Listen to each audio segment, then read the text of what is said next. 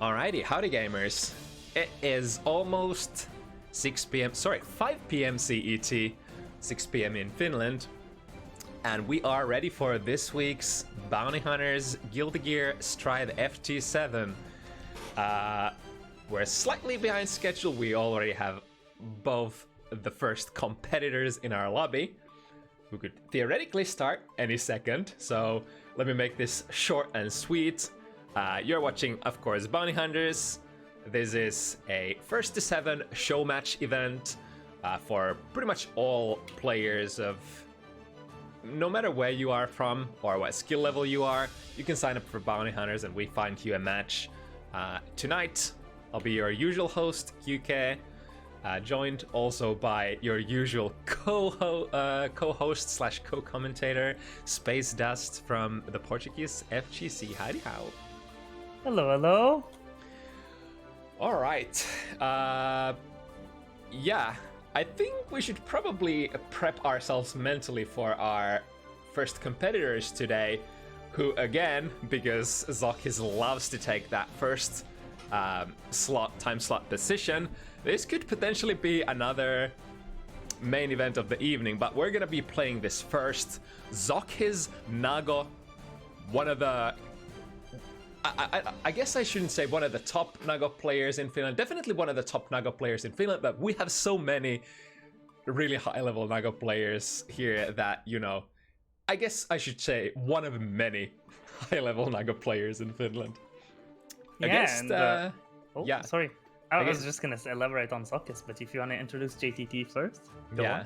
JGT coming back after their debut match. If I recall correctly, one of the most phenomenal Louis performances I've seen so far. Another character that we don't really lack, you know, how top level players for. All right, let's get into it. Let me also boot the prediction, I guess. Yeah, I've been missing seeing some Gold Louis on Bounty Hunters here. We used to be kind of a mainstay. A few matches per week would have Gold Louis, and now getting to see some high-level action from JTT's return, who had a really strong first performance. I do recall them specifically. So again, we're bound to see something good, and just like that, some really good corner pressure and carry. Taking that drone into the corner with ZoK. JTT gets the first round of the set already. Yeah, ZoK has been practicing this matchup for a couple of days with some really high hitters from Finland, such as Solid, Louis, and as far as I understood, ZoKHiZ did have some difficulties with this matchup, which I guess makes sense. Louis can be a character that gets to do stuff against Nago because, you know, Nago's not the fastest character. Both characters definitely can deliver a lot of punishment. Ooh, nice knife before the drone comes out. That is absolutely what you always want to do. Gold Louis has that boon of, if you throw out the drone, getting hit doesn't typically take the drone out, with some exceptions. So ZoK is just on reaction right away, getting the Zemiriyuki out to contest the drone, spawning. Really solid play. Equalizes the rounds, takes us to round 3. A really important point will be the security level, because as far as I understand, this drone startup will change depending on the level. So like level 2 drones can be much easier to interrupt full screen than level 3. And no meter to close this out. ZoKHiZ still has one more chance, and what a chance it's gonna be! And there it is! Yeah! Oh, it's going for Ham! Oh, it doesn't set it up properly! No. Oh. That is really unfortunate. Didn't get the wall stick. I think it's almost like the combo started a little bit towards the right side of the screen, so ZoK couldn't get the wall stick at the same spot. Yeah, I'm not a Louis specialist, so not sure what. Sorry, Nagoriyuki specialist, so not sure what happened there, but I do like the idea. ZoKHiZ was very far behind, so they were basically betting everything for that, you know, mix-up with Blood Rage there in optimal scenario. But gotta not let that worry you. time to rock on. The security drone is really gonna be sort of the crux of this matchup. It is basically a universal win condition for GoldLewis, especially against Nago, and Nago can't even jump around it too well. Yeah, I think the best thing that Nago can do is spend the meter on that super jump PRC movement, and even that at some angles won't be completely effective. But again, as ZoKHiZ just showed here, what you really got to do is just not let that drone come out in neutral. Obviously, against Oki drone, that is a very difficult position to be in. Yeah, you're just gonna hold it. which is very interesting, because that would make, you know, GoldLewis having that ability to just get a really good Oki setups against Nago would make the matchup really interesting, because Nago typically has really good matchups against everyone. Really having nice a good Alright, ZoKHiZ gonna score back a lot of blood here, and a good position. JTT with a burst. Oh, waited for it so long, but JTT with the perfect amount of delay for that burst. And now, ZoKHiZ is so good with this. Yeah, finding the gaps, interrupting the string. And this is sort of what you have to do against GoldLewis. I think the worst mistake you can make against GoldLewis is just to, you know, respect the pressure, because there are gonna be pressure resets. You will see it's basically the kind of like, you can boil it down to 50-50. Is GoldLewis gonna cancel into like slow or fast Behemoth Typhoons? Is the Miryuki not getting hit by the burst at all there? And also, can we just take note of that round start situation of both characters running to each other and Zolk just getting the command grab off?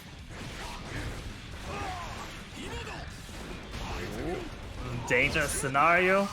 Yeah, the GoldLewis pressure beginning with the car crush. Empty low. Another knockdown. Blocking the blue RC. And cropping up! An OTG hit. It's really... Finds the round, yeah. It really reminds me of how Baiken moves somehow when you just blast yourself towards the opponent and hit them from behind with that Behemoth Typhoon in the air. Yeah, it's just a slower, heavier Yosansen. And GoldLewis keeps getting compared to so many other characters. You know, it's been Fat Milia, now comparing him to Baiken. This is a man of many trades. For sure. Yet, it is definitely a character that really no other character in Guilty Gear or even any other fighting games come even close to. Have you ever seen a character who has like a strange special move such as Behemoth Typhoon before? Because I can't remember any.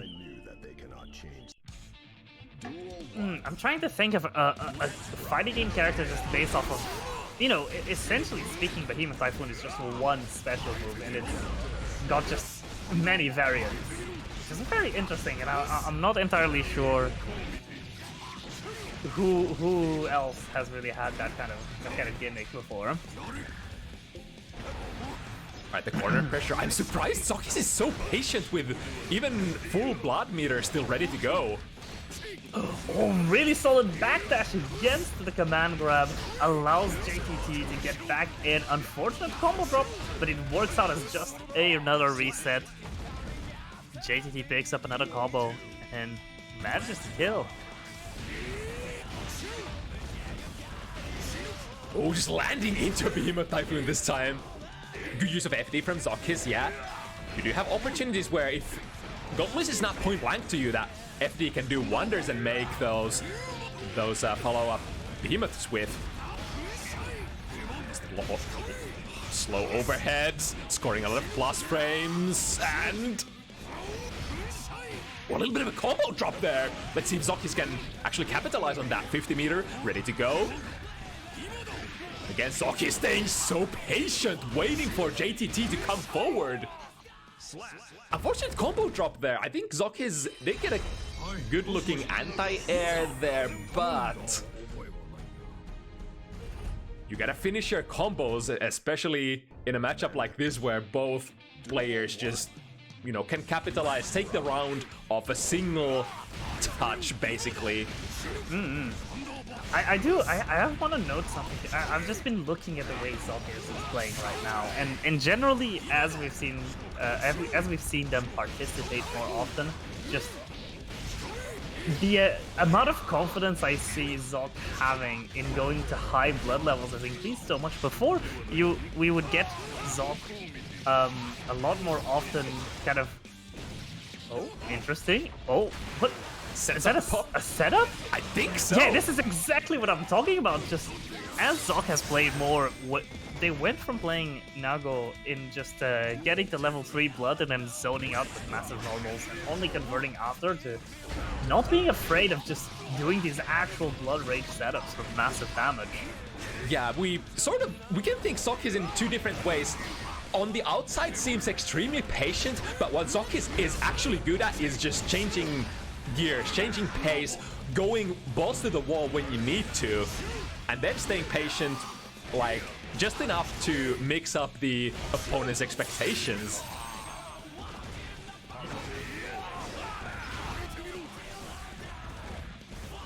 Next hit is gonna be crucial. Ooh, jumpy! Next, but again, ZoKHiZ was ready to churn that super, and that's gonna be good as well.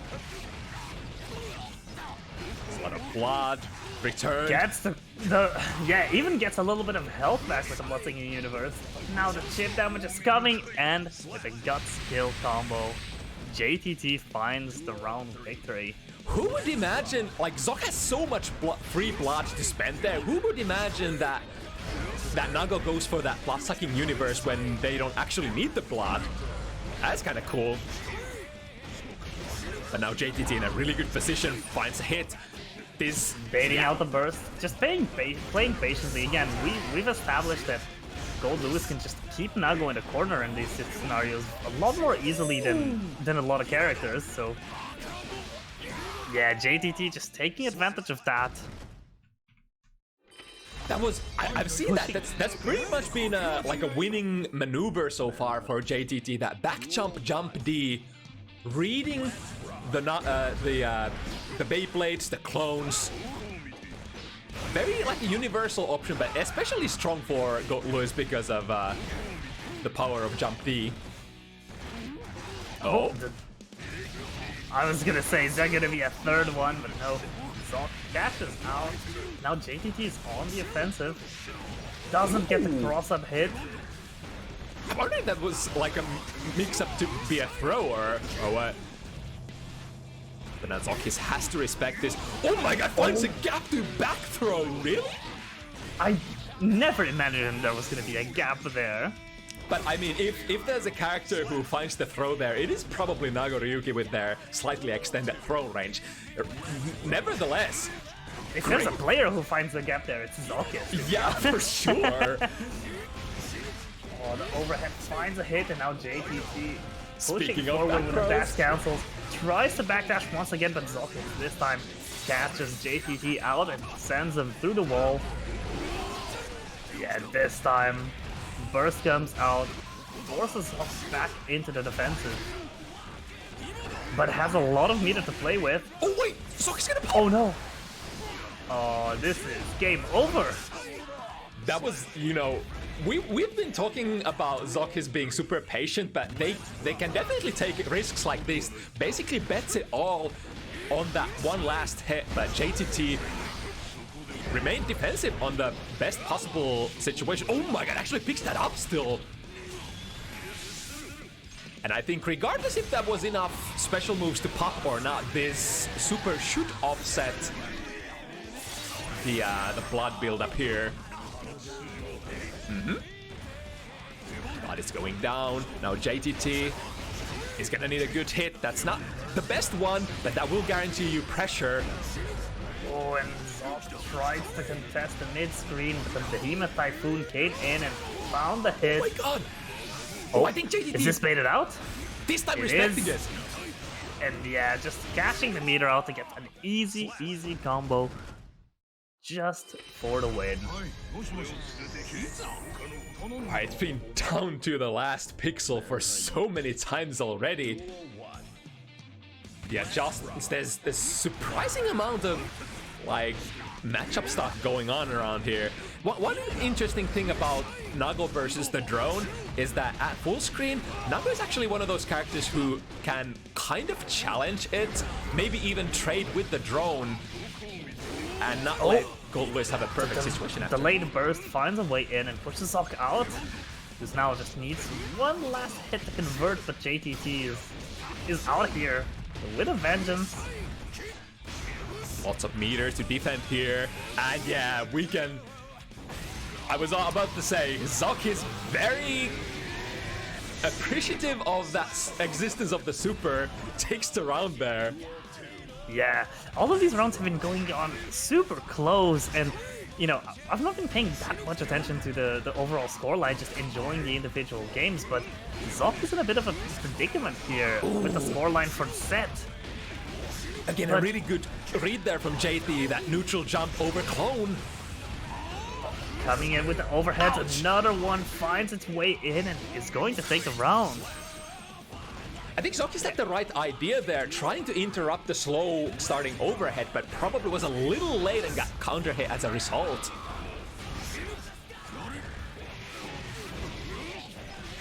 Yeah, what I mean to say is that all of these games are going incredibly close, but even still, Zok still quite a few points behind right now. Needs to find some momentum in actually closing out the round with a victory. Tries to contest with a 6B, but gets caught out by the Behemoth Typhoon. It's a lot of damage. God, and a wall break? Okay. It was thankfully not a wall break, but it could have been devastating right there. Now Zok, super low on health, gets a little bit of it back. JTT will probably have to find a burst. They do. And again, the jump over the clone. How is JTT always in the perfect spacing?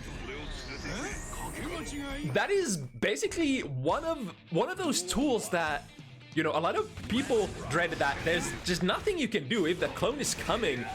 Like, you can't challenge it with a, you know, with too much uncertainty, but JTT has been able to call out almost, I want to say like 80% of the clones from ZoKHiZ so far. Oh, solid contest with the 5k. Tries to go and contest, but now dangerously high on blood and getting hit. So this is going to make it more difficult to get out of the situation without popping. Once again, this corner. Yeah, this corner checkmate. Tried to do the challenge there, far slash, in attempt to hit JTT before the drone gets there. You can certainly do that for you have those disjointed normals. Oh my god. Lord, the damage and the churns. JTT, no mercy whatsoever, and it's been going fast track. This is actually set point here for JT. So and just one sliver of health away from winning a set. ZoKHiZ fighting stride coming in. The blue RC into the back. Does this still catch it? It does. All right, ZoKHiZ is gonna get the hard knockdown and a lot of blood back. I think that's the most important part of getting the super off, is the blood that allows Zok to, do this pressure with the positive bonus. Ooh, good and catches the backdash and still manages to get the round. What a comeback! That was nearly a perfect, and then Zok in just one chain of events manages to get the round. Yeah, I'm sure that ZoKHiZ is not happy with this current score and wants to make it better. There's a good 6-speed. Oh my god, actually makes the burst the disjoint in these normals so good. Nagoriyuki is so first safe in so many situations. Wow, ZoKHiZ almost as if empowered by the fact that one mistake is gonna end the set right here. Doesn't want to go down like this. Here we go. Lands the big hit. Oh, not the Gatling though. Yeah, 50 meter in the tank for JT. With punishes that too heavy. Uh-oh. Uh-oh, this is dangerous. The drone didn't now just playing it slow. Does it still catch the jump, or is JT able to block? Whoa! Zok goes under. Facing through JTT. Oh, and it is Zok who's neutral jumping this time. Wow. Okay, Zok. on the verge of defeat, staying alive. That's the high-level player aura. Never give up, never give in. Give it all. If there's someone that we can trust it, to have the skills, the ability to make this comeback in ZoKHiZ, it's just a case of finding stride and going for it. Right, this time able to block in time from that clone, but again, JTT. Tried to 6-key the JH, but that's a difficult one at that range to get through, especially because Nagoriyuki 6-speed doesn't go as high as a lot of others. Now, difficult, but the back throw incident comes in, catching the backdash. JTT's been going for it quite a bit, so ZoK is wise to the tricks. Oh, did I see JTT hit a button? No, but ZoK still has the exchange of meters here. Wow, and ready to interrupt that 5k. That's exactly what we were talking at the start of the set. You can't stand there and take the pressure. If you guess that a slow Behemoth Typhoon is gonna be coming, you're gonna press that button. And you need to as well. Catches the backdash. Alright, we have everything we need basically for this victory. ZoK is in such a good position. Blood still coming in. 2 wins. Or rather, 2 lives left. Oh, that was so nice. That can be plenty. ZoK is showing to be able to goes for the burst safe super to just close out the game. Well, that was impressive at the end there. JTT managed to take out the drone in the corner. Oh, is that a disconnection? Let me quickly message them.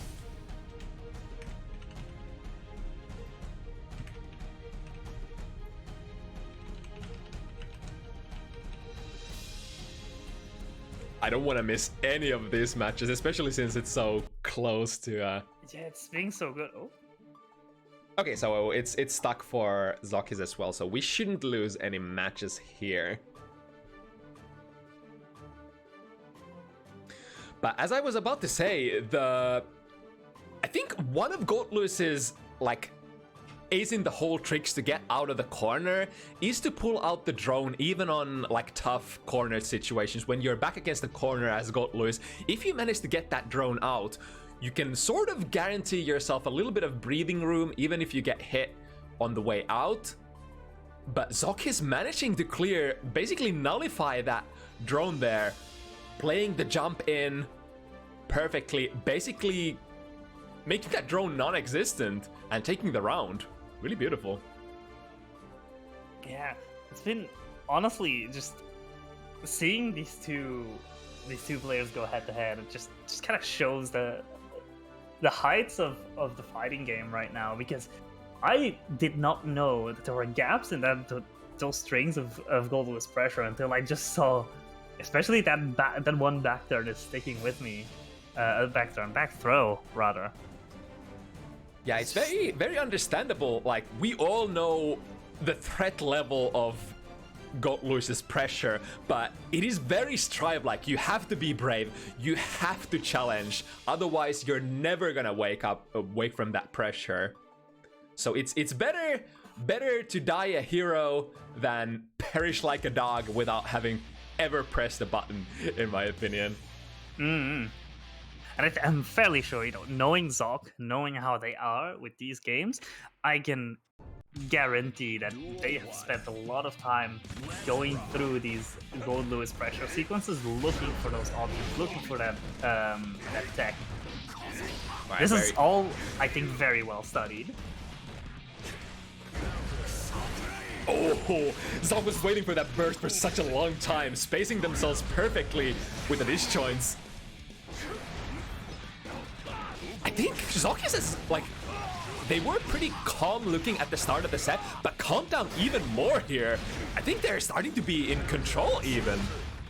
Yeah, I think you have to against GoldLewis specifically on this matchup.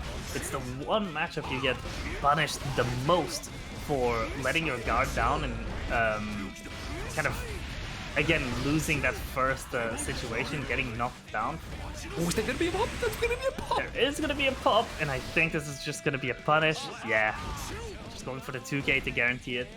Yeah, no, the moment you get knocked down once as Nago in this matchup, solid air throw, and the OTG hit that deals so much damage, finding a hit with a 6H. I think a little bit of a combo miss there, lost the corner position, ZoKHiZ. But as long as JTT, doesn't manage to pull up their own pressure strings, we're still good. Look at that reach of that jump D! The drone! Oh, getting hit by the drone there is tragic. And now, again, it's going to lead to this dangerous scenario. Uh-oh. Cross up. Yeah, trying to bait the burst out of ZoKHiZ. ZoKHiZ knows one hit could end the set once again. But Zok, with that burst hold, actually gets very decent value out of this. Takes the round, and more importantly, takes the burst to the last round of this game number 10. Yeah, which is the most important part here. You need that resource because you need to be able to have that get out of jail free button the moment JTT is going to start their pressure. Again! And there it was used.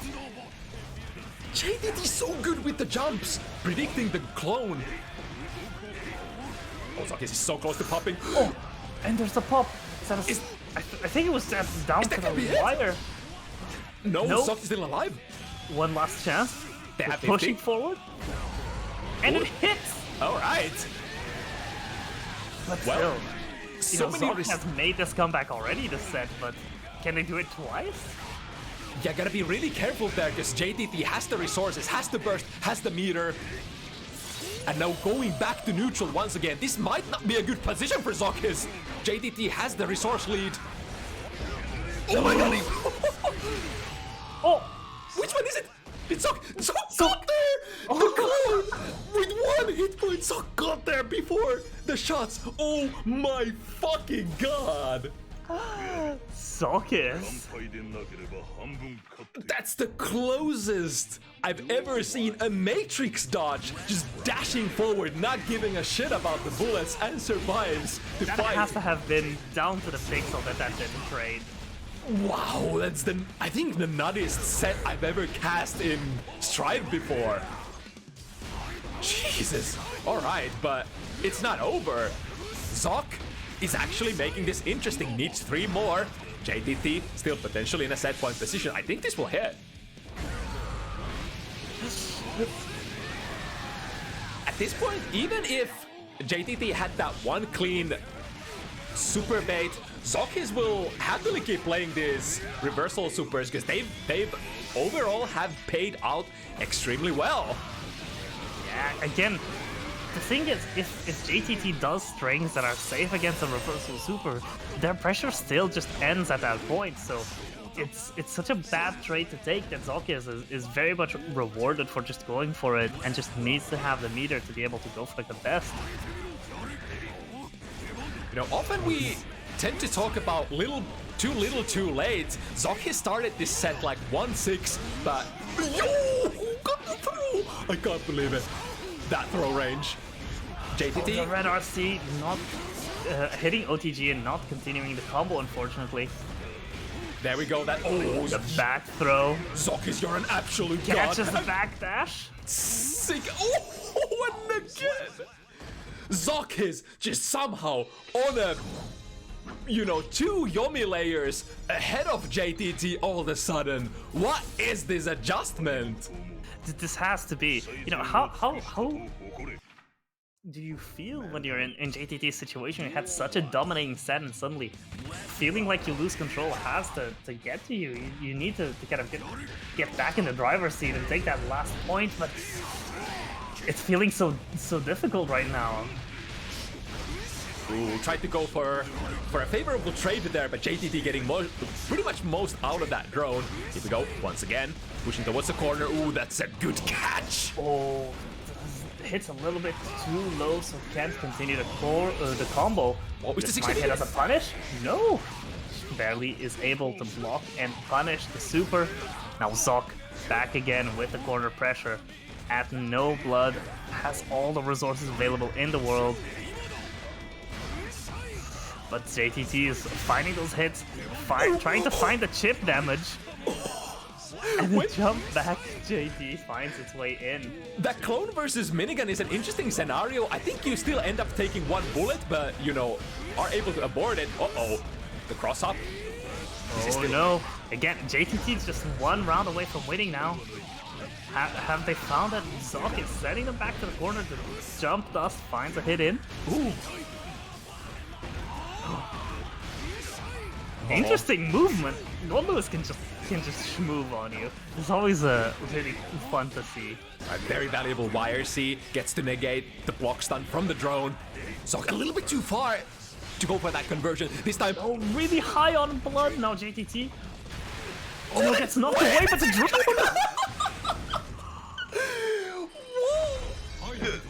There were so many layers there. So ZoK is gonna pop and negate the Oki, but the drone still stays there. Oh, and this is what I said at the start of the beginning of the set. You know, that drone does not go away most times that Goldlewis gets hit, unlike other projectiles. So this just was was able to get the set now. For a second, I thought there that ZoKHiZ was out of the danger zone with that amazing blood rage, but alas, it was a setup. But goddamn, if that's not one of the most beautiful run-back attempts I've ever seen on Strive. It was absolutely beautiful adjustment from ZoKHiZ. Definitely proving that it wasn't too little too late. Well, you could argue that it was, but it wasn't, because that was so close. It was absolutely down to the wire. It was so well played from both sides, really. JTT showed so much dominance that was really good to see. Whew. And that was intense. Even for me, I can't imagine what both the players feel like right now. All right. Let's try to take a deep breath here, because we got 5 more sets to play. Like I said, it is always a roller coaster ride when you start the event with a banger like that. But next up is gonna be Chingo Chip versus Setsuna Baejinmay. This is gonna be, I believe, UK versus Finland. I do have to love the Portuguese copy pasta for ZoK. The classic. And definitely deserved there. Alright, so Chingo, how many sets do they have on Bounty Hunters so far? Let me pull out my cheat sheet. Chingo, I think 1, 2, alright. So 2 games. Now coming back for a 3rd one. Setsuna also on their 3rd one, right? Or let's see. No, Setsuna only played 1. Have had their debut match versus Rollback George. Now still both players on sort of like their calibration matches still, showing us the stuff that they have against various different opponents. Gonna be interesting. So we have Chingo. It's always interesting to see Chip. Chip's a bit underrepresented, I feel, in Strive.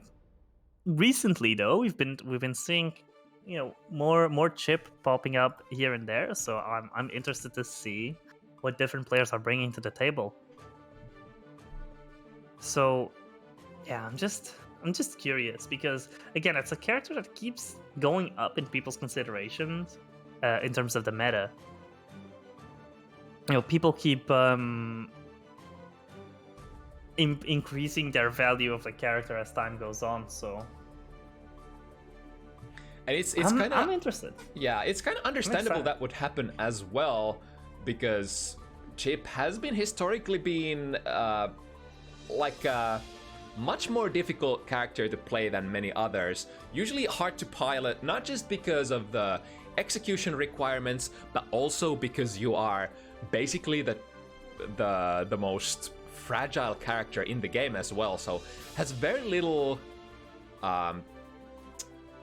very few mistakes that you can make as a Chip player.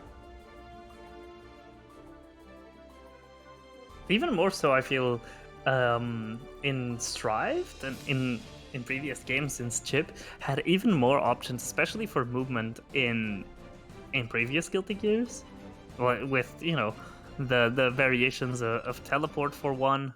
I think is the biggest thing to Chip's advantage, and as well as his movement speed not being as kind of crazy fast compared to everyone else's as I would say that it is in the other older gears. Yeah, I would say so. Chip really has to like sort of get there and commit much more on Strive because of the lack of runaway options. Yeah, it just means that against a character, especially Baejinmay, who can deal really big damage on conversions, that there might be quite a bit of a struggle here, but still, I think Chip has a lot of potential. Again, being able to put players in really big block strings that then translates to a lot of risk being taken when the combo does land eventually. Because, as good as you are, you can't keep guessing right every time. Right. Unless you're somehow in your opponent's head, but I mean, sometimes that's happened, but oh, nice parry. Speaking of being in your opponent's head, tragic, the 6H, the combo starter would have been devastating. It could have very well killed from that range, potentially. Sometimes you just have a backdoor into your opponent's head when your reversal option does half of your opponent's life straight off. Yeah, fear is the mind killer, as they say. So we're up 1-1. I feel like Chip players have to some extent ignore the risk-reward factor. If you're too logical as a Chip player, you have a lot of potential to be discouraged from some of the situations that you just have to keep playing. Yeah, I mean, if you're playing Chip, you need to be a little bit like him. You need to sometimes just bust out your inner crackhead. And speaking of, Chingo here goes for the DC, unfortunately gets punished. He's put now into this dangerous position in the corner. Yozensen finds a hit, but Setsuna does not have the meter to convert it. Ooh, nice DP there. Yeah, this is one interaction away from being anyone's game. The rope was keeping them close together. And the Zansenaroga finds a hit in. Setsuna actually committed to something there. That's I guess the Chip classic. Very fast super to start and catches if the opponent is, I think it's not +0 or +1, so you do have an opportunity to block even after the flash, but still pretty fast to start up for its range. It is also interesting to see the difference between Zanza and Roga. Oh, hello? You can also use it like this. Yeah, the Chip delivery for 100 meter. It's really funny to see. And now, yeah, Chingo is just able to be putting up the pressure of Setsuna, using the FD to great effect to take Chingo away. Ooh, but right back at you, the FD from Chingo, making that heavy Kabare follow-up whiff. And now working the corner, what's it gonna be? Ooh, that's... Is it gonna... yeah, I saw the J2K coming before the Super Flash. I was wondering if it was gonna get clipped somehow, but no, it does manage to hit Baejinmay. That was a really dangerous trade. That counter hit trade could potentially lead to death if it hits well enough for Baejinmay. Nice! Doesn't need any more heavier buttons than just jump P, couple of mosquito bites, take out the mosquito himself. And this time the parry whiffs. Going back and forth. Ooh, there we go. Setsuna finally finding the trajectory to land an air throw. Good challenge there. Recognizing that the second Rekka is minus on block, even on hit. Good whiff punish, Chip. A lot of good whiff punish qualities with that super fast mobility, super fast movement speed. But now Setsuna going into the combo, yeah, and Chingo does not have a burst here, meaning Setsuna is gonna take their first round 1 each here.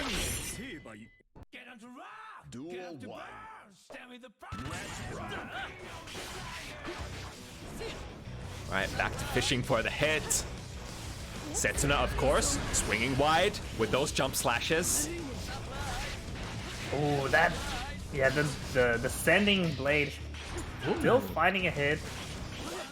Really interesting, you know, Chingo's just making the most use of the kind of aerial movement that Chip has access to really disorient Setsuna, I think, and just keeping Setsuna's character out of the frame and then saying, okay, you're not really sure where I'm gonna be coming from. Now Setsuna's trying to jump a little bit to come match that. Yeah, I would say a double-edged sword. You have your supercharged mobility with your 3 jumps in the air as Chip, but also Baejinmay loves being in the air.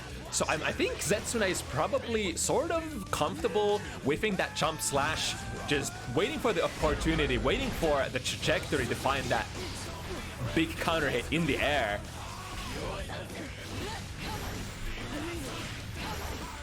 It's gonna be big predictions if Setsuna has to go for super jumps or even double jumps to catch Chip. Oh my god, look at that damage. And another hit, just for good measure. Yeah, the nutty thing is, you're not only getting the damage as Baejinmay, you're also scoring one of the most effective hockey mix-ups in the game as a follow-up. Yo, it's Setsuna who's with punishing this time. Whew. Yeah, Baejinmay's far slash is a really nice low button. Can catch a lot of things, and right there, Setsuna uses a great effect as a whip punish. Yeah, even if Chip buttons at neutral are top grade S-class, it doesn't mean that you are immune. Backdash! Yeah, forces the burst out of Chingo. Wow, they're just moving around. Straight out of the corner, back into the neutral. A straight hit for the 2S, not close enough to be able to convert. Here's the burst. No burst in game. Next hit is gonna be a big one. Oh, nice 5P. Oh, but the parry gets Setsuna the game. And it's really so beautiful when players are, despite, like, they just transition into the next RPS situation immediately. Even if they were still in the mindset of, you know, this should be my offense situation, they just so fast transition into their defensive option and, you know, play from there.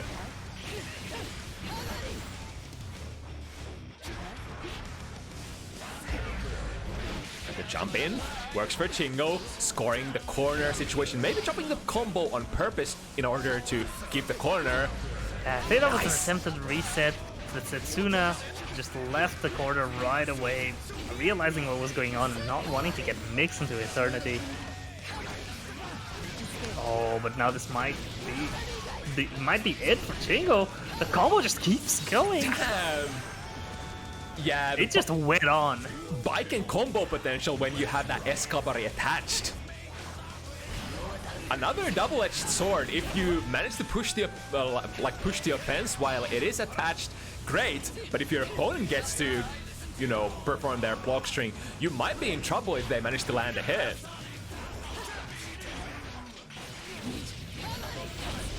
All right, Setsuna finding a really important hit, not to get cornered against Chingo. Again, those trades are very dangerous. I think Setsuna tried to block the burst, but unfortunately crossed themselves up in the process, but still managed to catch the tip and get the round off. Difficult choice there at the end of that round. Chingo basically didn't want to break the wall, so went for the mix-up instead, but because Setsuna had the burst, they had the option to just burst Chingo into the corner without any defensive resources to spend.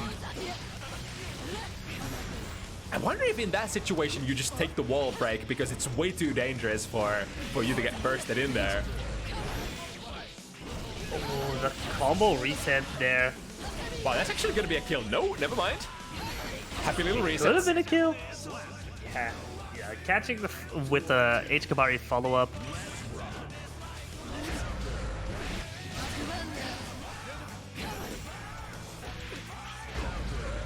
The 6P, a little late on the follow-up. There we go, a big call-out on the reversal parry. And now, yeah, there's the movement, there's the mix. RC to keep it going. Gamma Blade into the command grab once again, just one hit away. And the cross up with the diagonal Alpha Blade finds the hit.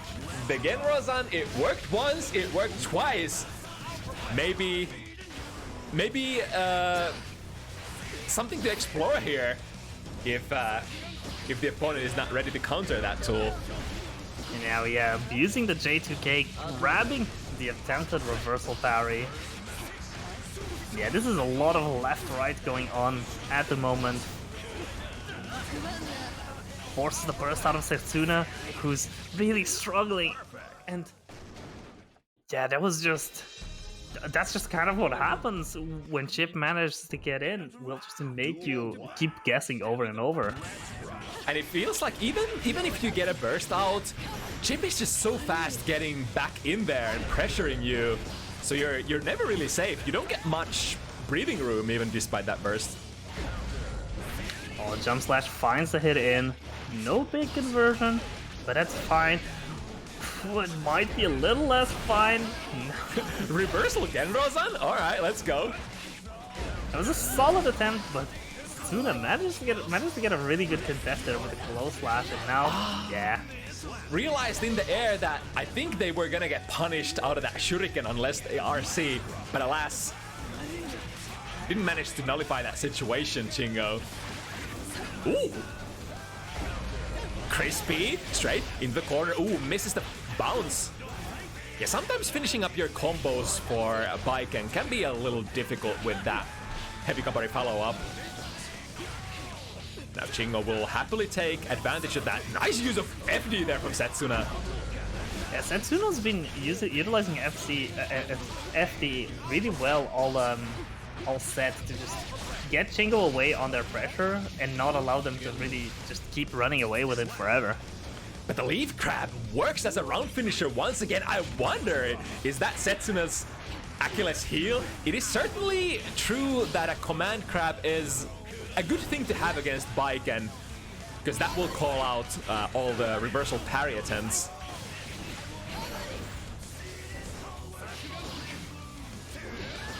And Setsuna's been using the parry sparingly, but kind of keeping Chingo on their toes about it, which is, I think, the kind of perfect amount that you want to find, is that balance of using it to punish reckless offense without using it so much that it becomes very predictable. Solid YSC to get out of pressure. Ooh. But Chingo with the 5-deep mash gets out of pressure. And they were a little late with the punish, but scoring plus frame pressure with the string attached. Oh no! Not able to keep it alive though. Chingo evens it out 3 each here. Alright, the early game is officially over, and now we're transitioning into the step where the adjustments are coming in. Ooh, that's what I was talking about. If you play 2 airborne, you give Baiken an opportunity to score that jump slash counter hit, which is basically one of the most common party starters for Baiken.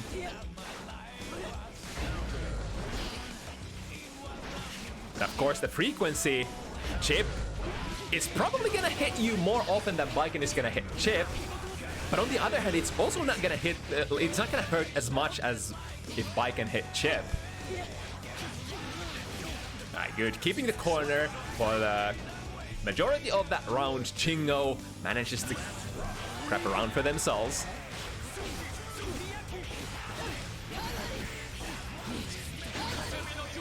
Ooh, very dangerous burst there from Chingo. Thankfully, it does end up working out.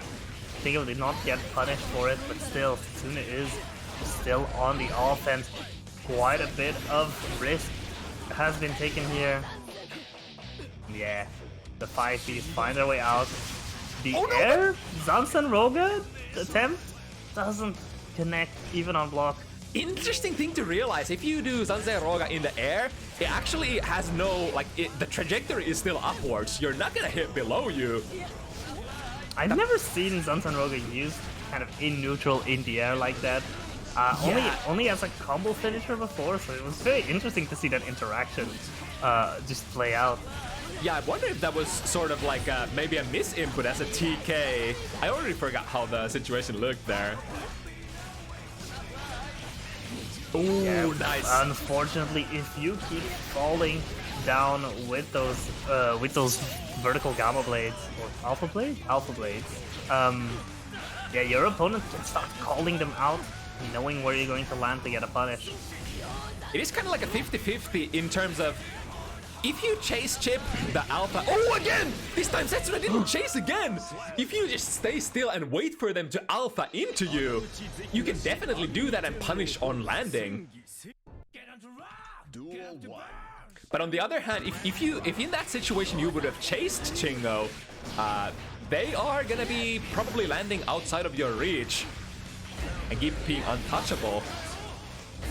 But great realization for Setsuna, finally able to RPS the movement options of Chingo. Oh, the physics making the interaction a little wonky there. Nice, good hit on the way out. But as soon as that happened, Chingo out of the corner as well.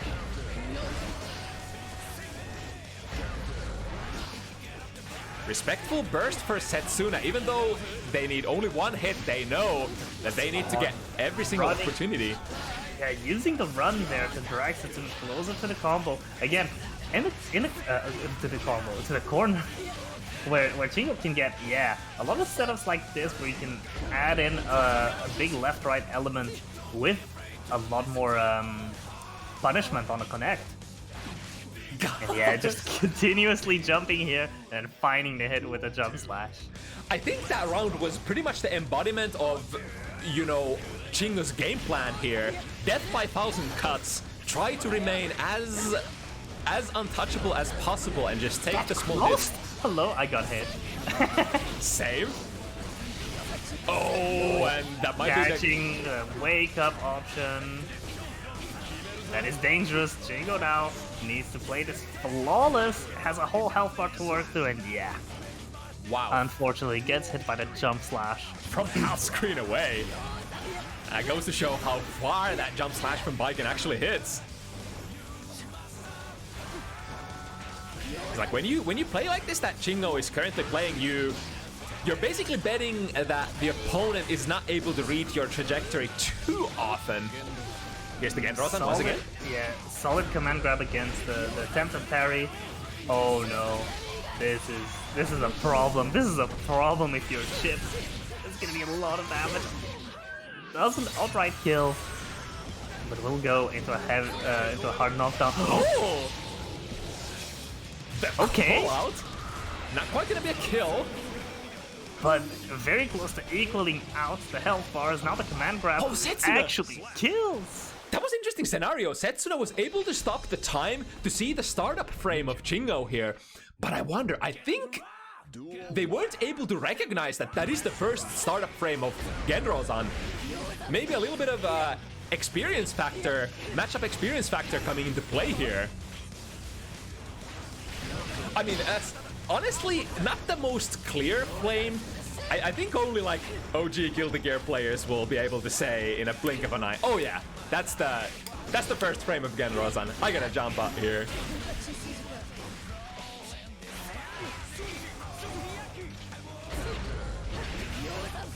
Oh, there's the jump slash. Not quite able to convert into the biggest of combos, but even a quick 1-2-3 is a lot of damage done on Chip. Nice interruption. And Ghost to Ghost. Ooh, wants to take this wall break. Into the wall? Oh no, but the burst goes into the corner. I think Setsuna even didn't expect that to go into the... to cross up. And there's in the chaos. Yeah, in the chaos. Chingo finds the command grab and gets it. The trump card here has definitely been the tool that Chingo, in the end, relies on the most to finish the rounds. It is that leaf crab working once again. And another once one. Again? 3 times. Will we see a third one? Oh, I think I went a little bit early, or maybe it's just the jump on its own. Just beat it.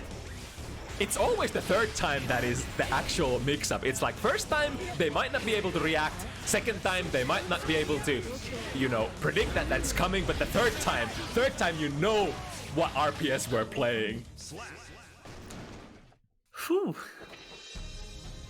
And is this the first time in the set that Chingo actually manages to grasp the lead here? 5-4.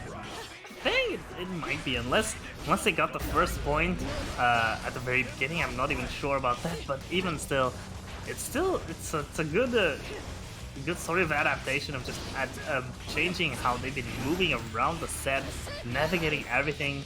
Getting a lot of more command grabs through is definitely the biggest change I've noticed. Yeah, and now, speaking of movement, even though this playstyle might not be the flashiest for the viewers, I love that Chingo is actually making this work. And not just moving into the air as if they still had the chip teleport. And I feel like they're not compromising either. They're just sticking to their guns, sticking to the game plan, and not being discouraged when they get hit. They understand that sometimes you are gonna get hit, but they will say, you know, I think I'm still more consistent than you at this, so I'm gonna keep at it. Alright, this time first, throw option there into Bike and Blender. That could actually be a kill. Setsuna has the meter. The burst. Combo's been going on for so long. That's super scaled, but the wall break damage. That's a good bit of flat damage that finds its way in. I wonder if Chingo was sort of relying on the Japanese guts there, or perhaps just hard reading that Setsuna wants to play the last second burst bait. Or maybe just didn't realize that that was actually gonna wall stick. Yeah, I mean, I wasn't fully expecting it to wall stick. There was a lot of hits, but it was just, you know, not always going in the right direction. But Setsuna just made it work. Oh, tries to go for the cheeky gold burst. I respect it, but Setsuna's ready and blocks it. Nice, with punish attempt here. Doesn't have the 5th meter, so the combo is gonna be rather short. Wow, okay. Round win with the command grab. I wonder if that was a miss input, because Setsuna did cross Chingo up there, but ended up turning out pretty well with that cliff grab. Ooh, that was a dangerous situation for Chingo. If Setsuna didn't drop that combo, that could have been... Oh, this time, yeah, nice. The blue RC slows down Chingo, allowing Setsuna plenty of time to just react. Oh, but that's gonna get the backdash. This is the first time we've seen this super in the set. It kind of sort of interchangeable. I think the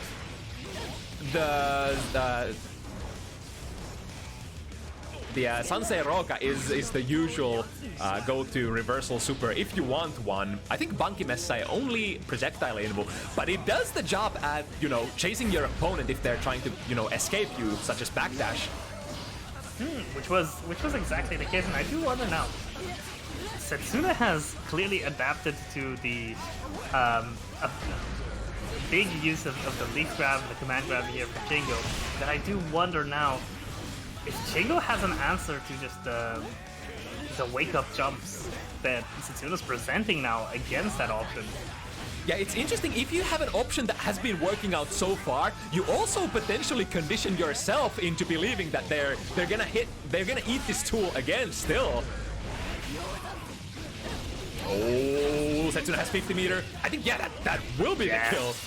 I think use the meter to guarantee the wall break, since that was always gonna kill, since the wall does a good amount of unscaled damage. That puts Setsuna over on 6 points. A set point here, potentially. In the lead, just once needs again. to get 2 games in a row. Very doable. Has done it before, but it can still feel like an uphill battle when you're playing Chip. So whiffing the burst completely here on the round at the start of round 1. Now it's, I think, Chingo's playstyle will play into this. If they manage to run away for a long time, they have more opportunities, more time to recharge that completely whiffed burst there. And on the other hand, Setsuna wants to finish this round as soon as possible so that Chingo doesn't get that burst value. Yeah, the longer the round goes on for, the more opportunities later on. Chingo will potentially have for the burst.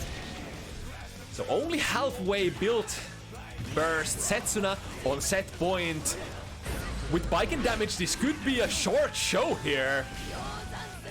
For sure, but then again, Chingo has done some very good showings already. Good hit. Oh, the 5 Tether is being a dangerous thing to present. Oh no. A lot of damage already here. Alright, interesting. Choosing to spend the 50 meter here. Chingo still alive. Oh my god! That did so much damage! And it just caught straight up. Setsuna was just ready. That was a hard call out. It wasn't even a react. That was just a normal throw. I tend to forget. Strive throws do quite a bit of damage actually, and even more on chip. Was a clean air throw finish. That's my favorite finish, in fact, to a set. One that I would definitely go for myself. Setsuna manages to close it out 7-5. Another really good set here. Interesting showing of this run, like hit and run playstyle from Chingo, and then Setsuna's ability to just, you know, convert very precisely, go for all those big damage opportunities, no matter the situation, even the air hits, jump slash, counter hits. Setsuna got those. Really great set in my opinion. Oh. Oof. I can rest. My voice a little bit here. But for how long? Because we're jumping into the next set. Next. Was that like a Freudian slip? Next set. We have Cassapphic. Yeah, come on. We haven't seen anything yet. We want to see a good set, I believe. Got Cassapphic on her second time here. Mm-hmm. Yep. Versus Baejinmay. Wait, I only remember seeing one other time as well. Yeah, I think both players on their second Bounty Hunter set here. Ooh. Another Baejinmay was a pretty good showing for Baejinmay. Generally in Bounty Hunters, and this week as well, since we're gonna have one more match later on at the sea. And Ram, again, as strong of a character as she is perceived to be in the meta, no one that we see that much on Bounty Hunters, so... Yeah, definitely not part of the quotations Bounty Hunters meta game, but overall a strong character in the like on average on the wider picture Strive meta landscape. Whew.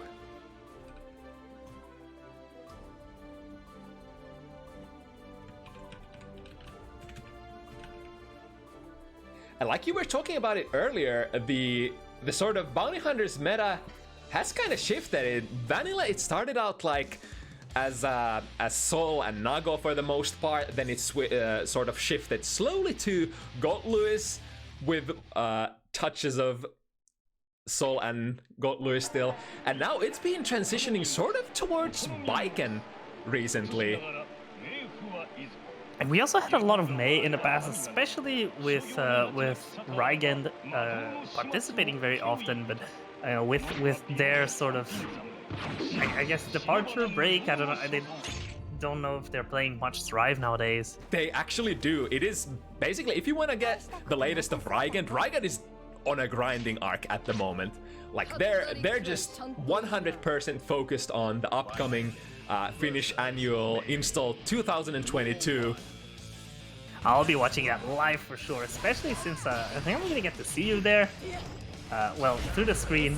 Hopefully next year I get to be there in person. But also the first thing I'm noticing here is you were like, oh yeah, we're gonna get Ramathal here, but you know, Ram's looking a little different, jumping on dolphins and stuff. So I do wonder if there has been some sort of miscommunication perhaps. And Baejinmay has actually ended up picking May. Oh, that's true. I think this is my bad, because I think I assumed for them to play the character that they played last time, but I forgot to ask them if they are actually gonna play the same character. So this will be 100% the TO's fault here for the miscommunication. I do hope that Cassie hasn't labbed a lot of very RAM-specific stuff in expecting the RAM matchup, but hopefully we still get, you know, really solid set. I think we will. Yeah, again, I will take full responsibility for this whack situation, but let's see what Cassie is able to do here against May still. Ooh. That situation in the corner, that's gonna be, especially with the purple RC, that's gonna be a lot of guaranteed plus frames for May, unless you somehow manage to jump out of that. Yeah, it's a big guaranteed high-low mix-up if you have to block the beach ball there, because it puts you in plus frames and allows May to go for either. I think IAD jump slash is the one that you would go for in that situation. Versus the 2K. Yeah, unless you set it up though, in a block string it's always interruptible. That beach ball has a lot of startup.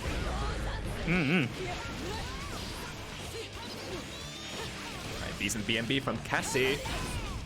Ooh, the follow-up, the chain follow-up actually saves Cassie there and moves them out of the IAD range of Baejinmay. Ooh, overshoots the ball just a little bit. Cool. Getting a little hit on the OTG to then set up the beach ball throw into the wall break.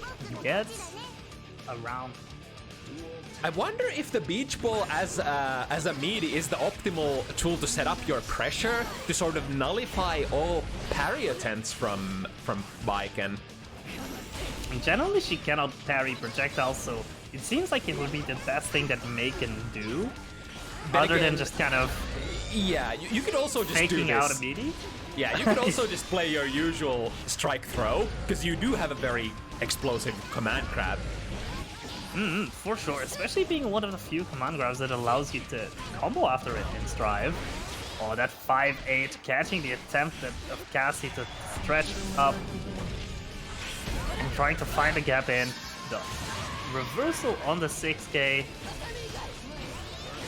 gets a lot of damage as well. That was so much damage to just throw out raw. Ooh, potential lethal conversions, but Cassie keeps up the pressure. Oh, that footsies! Kabari! I think in that case, the Kabari, if you space it perfectly, no matter how much disjoint May has, the Kabari should come out on top most of the time, right? So perfectly played from Cassie there. Right, setting up the overhead kiss, dropping the combo, but still the pressure is alive, and Cassie does not have a burst here. Oh, I don't know if that was a drop or just trying to set up some sort of tech chase out of the wall. Baejinmay has managed to put Cassie back into the corner, and yet finds the last hit into scoring second point. I feel like this is also the lore character for Baejinmay, because Baejinmay, May? Does this make sense, right? I didn't even click that in my brain. I was just I don't know what I thought.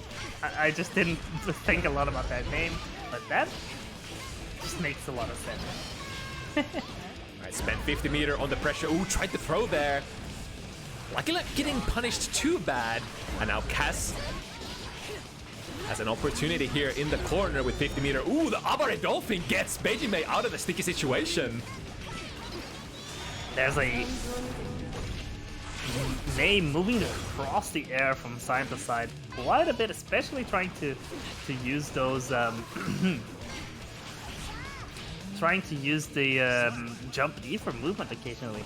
It's something that I remember first seeing Brian do here in Bounty Hunters, and it's slowly become a big mainstay of a lot of May players, is just being able to get extra air mobility,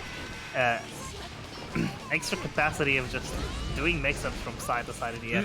Really solid Here's another interesting tool choice. You could use fully charged 5D against the parry, because it will be so delayed that the parry already goes into recovery.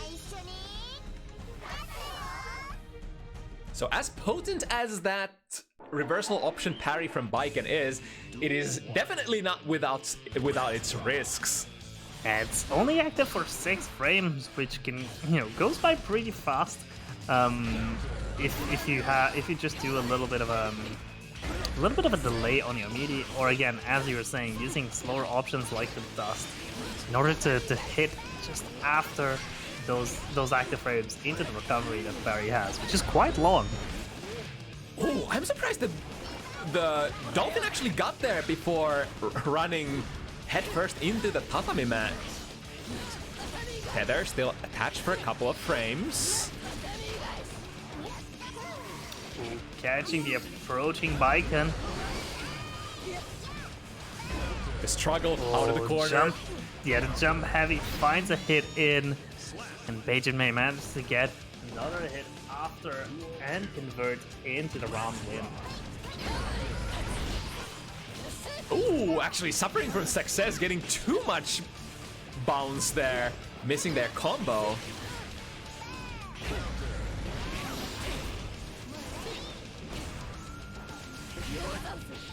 High clean. Ooh, almost goes into the full combo as well. Still a good pressure spot for Kazi. And so much meter to back it up with as well. But are we gonna get to use it? Oh, is this gonna lose to the beach ball? What a powerful beach ball!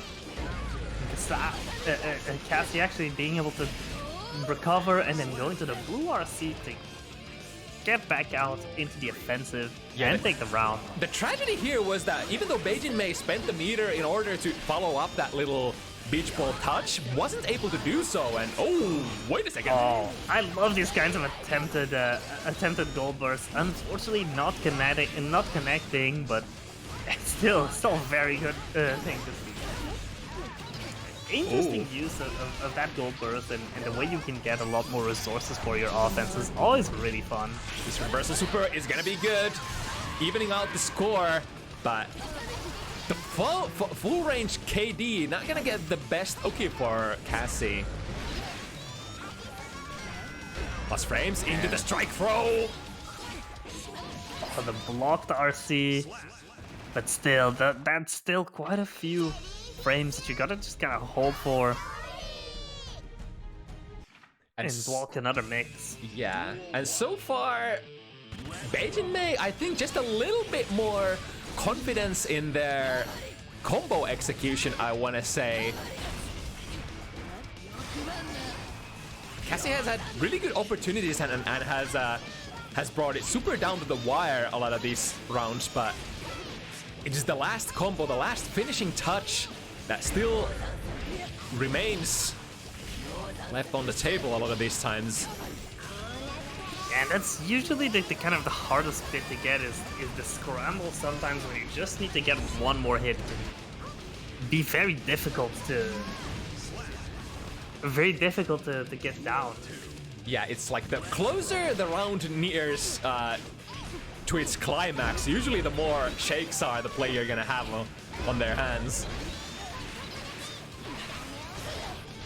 And now Baejinmay again converting fairly consistently as ever. One last hit point left for Cass. And the Dolphin does it. The 5-win streak giving Baejinmay so much momentum advantage here. And momentum can be such a great thing in these long sets, because the hill climb can feel so high when you fall a few points behind.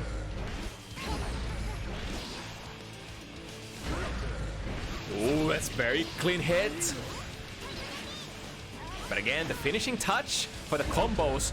You need to finish your combos if you want to go for those attempts to mix them up, which Baejinmay so much enjoys, because at point blank range, especially with 50 meter, you can get that instant overhead high-low. It's gonna whiff. Oh, interesting. actually missing the instant air dash there. Super, a little bit too low profile. Still able to get the still roll. managing to find a hit with the 3K.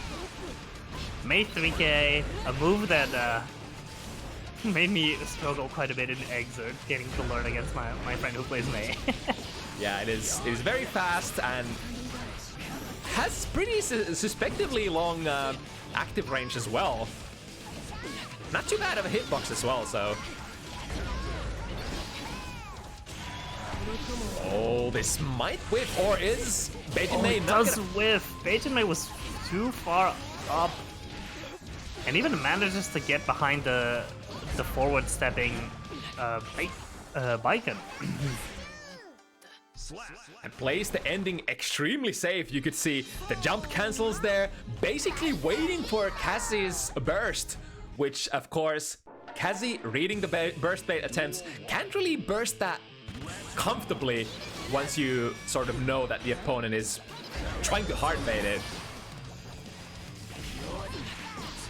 In a lot of those situations, you might have to take solace in the fact that you are getting value out of not bursting, even if you don't get the burst at all before the round ends.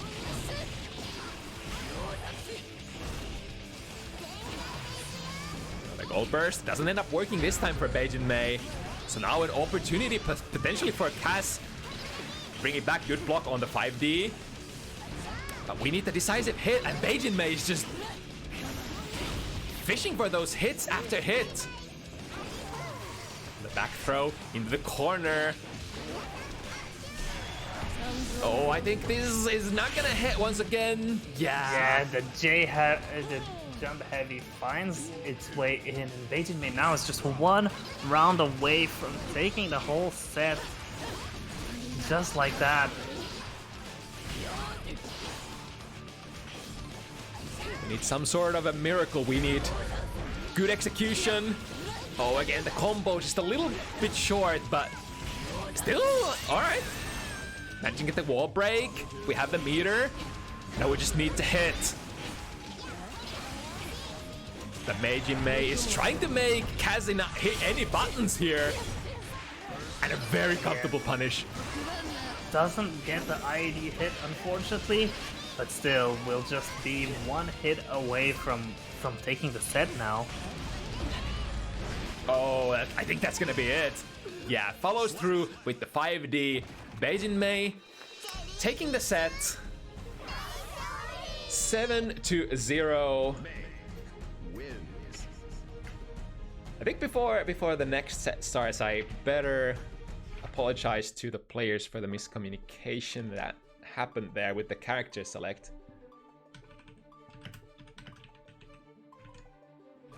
Whew. Very good showing from both of them. Whew.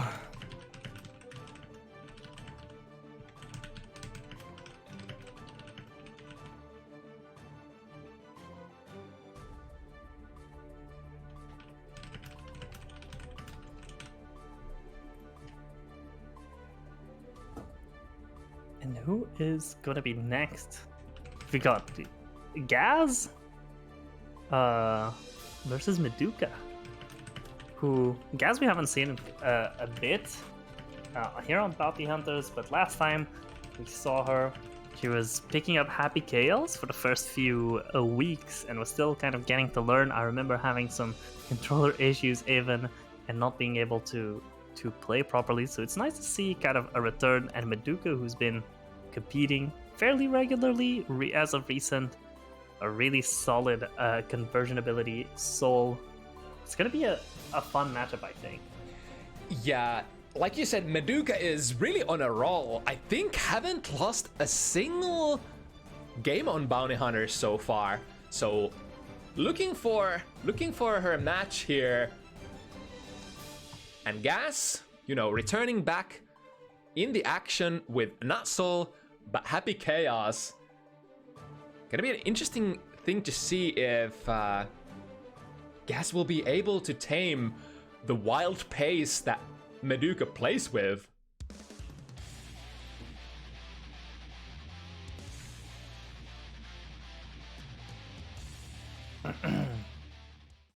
Though, to be fair, Happy Chaos is still another character that can really set the pace in matches very dominantly, so... Ooh. But it sort of relies on your ability to, sort of being able to read your opponent to a certain sense. Because if you're way too respectful on a lot of these... 6S finding a hit right at the edge. Sorry, but just... That was a really good footsie button. Oh, and now once you get put into the corner against Sol, and especially Meduca Sol, you can expect your life bar to melt. Situation. I do know from local players who play really solid 6-8 hit, and he had a meaty close slash. Sol, I think, has one of the more favorable matchups against Happy Chaos as far as I've seen. Being a character that can obviously deal so much damage when you close the gap, and having the solid tools in order to contest the space. Again, I think not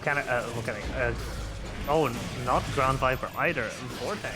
Vortex, yeah. It's a really good button to get in on Happy Chaos, and unless you're cursed, it'll go really fast and outrun the reticle on you. Yeah, all in all, the faster your movement speed and the more neutral skips you have, like tools that can move you forward really fast, that gives you the most value in Happy Chaos matchups. Yeah, as well as the 5k obviously is such a good button for Sol. Not only can you convert really well off of it, it's a really fast button with a nice hitbox to contest a lot of Happy Chaos strings that aren't airtight. So if you're able to realize that the opponent as Happy Chaos is struggling to get those strings being really tight, then 5k is going to be your button. And look at that damage, and it's still going. The double volcanic Viper combo, just barely not killing.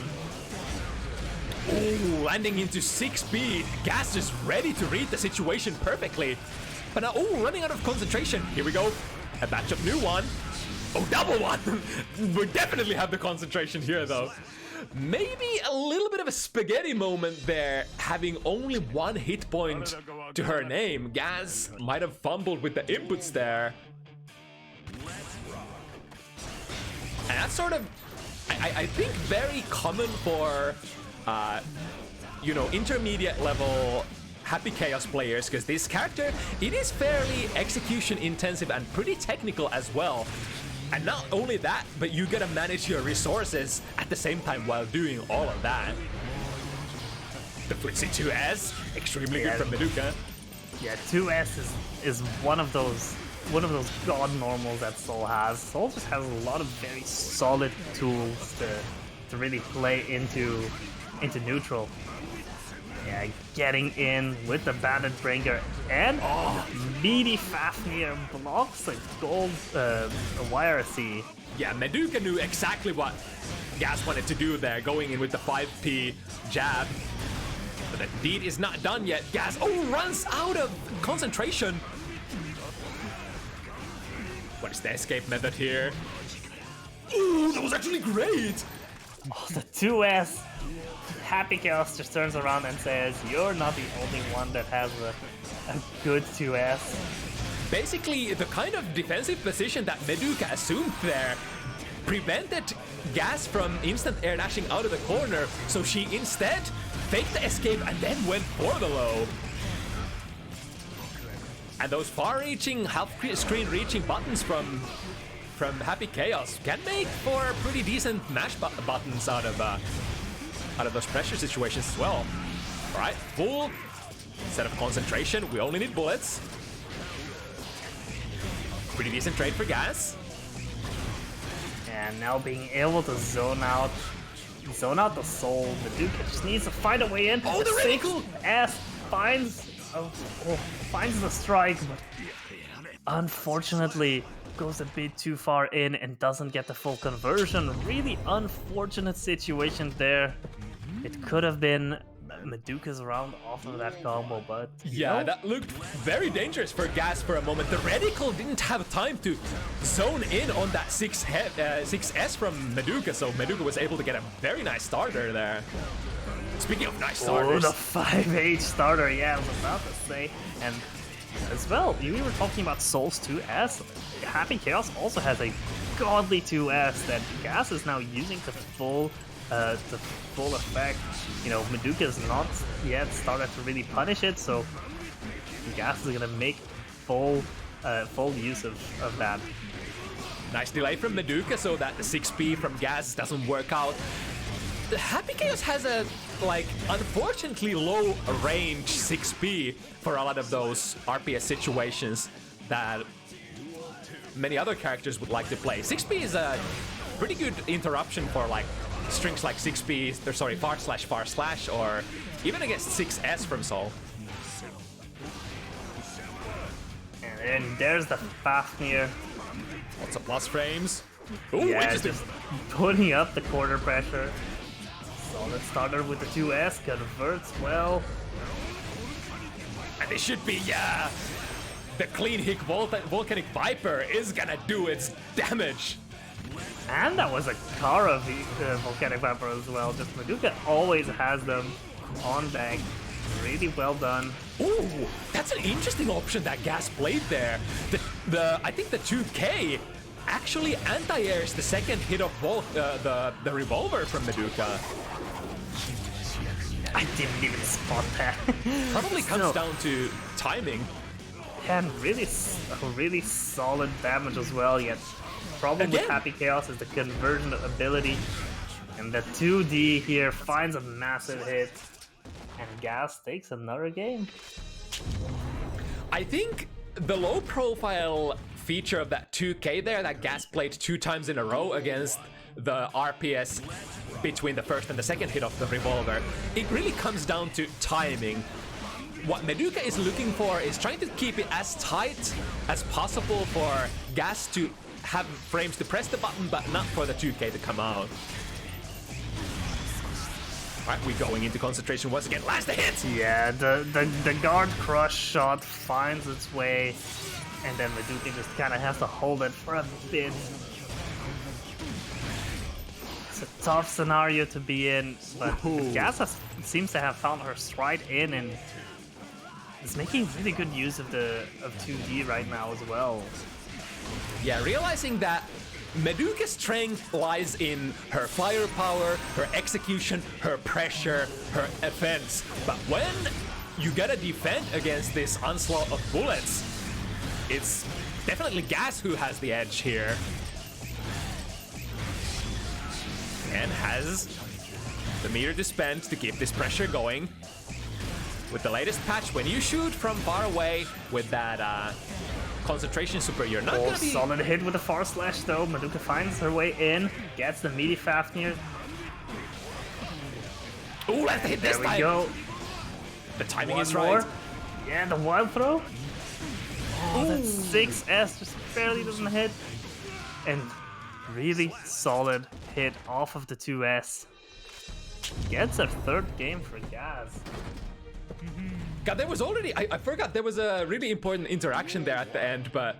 Holy shit, this game is so fast. I already forgot what I was going to say. Either way... Oh yeah, it was about the wild throw. The wild throw is definitely a sort of like gamble if you go for it before it is the finishing touch of the round, because you will technically throw the opponent out of the corner. And Gas... Yeah, again, this is basically the optimal spot to use it. But Gas definitely knows that situation, being a Soul player herself, and will definitely RPS it properly. Right, has the 50 meter to activate the concentration. She does. And yeah, it's gonna go with the concentration into the next screen. And yeah, this is a big hit, and with a positive bonus. Oh, whips! Maduka manages to block, just takes a little bit of chip damage. Still, just, I think I think yeah, didn't expect to get the hit. Oh, these and also, 2Ds. Also not punishable on block, I think. But yeah, this is basically the RPS, the Happy Chaos. Solid 5k. Again, if you expect Happy Chaos to hit the button to strike, you gotta hit the button yourself, and Sol definitely has the tools, but you gotta read it. Now, yeah, you can't air block those big shots, or you'll be sent back far away, full screen.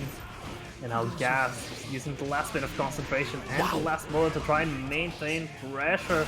But Maduka gets in, gets the gold burst, goes overhead, finds a hit with a 5D, and converts it. Yeah. Again, the perfect decision making. That was absolutely like the most optimal place to play that non-charged 5D overhead. When it's the last hit and you have the 50 meter to spend, your majority of the situations you're not gonna react to it. It's just way too fast. Ooh, nice movement from Gas. And now getting pushed into the corner. Would love to get out. This is where Maduka's party starts. Yeah. Again, Maduka, if she gets to be on the offense, just keeps going uncontested, but getting there has been quite a bit of a problem, because Happy Chaos has a really good normals and Gas has been using them super well, especially 2S and 2D to deny the approach. And again, as I say it, there's the 2D. Yeah, you gotta contest that. You know that Happy Chaos players are gonna swing that long range 2D, 2S. You gotta be pressing buttons if you have the frame advantage. Or even on neutral situations.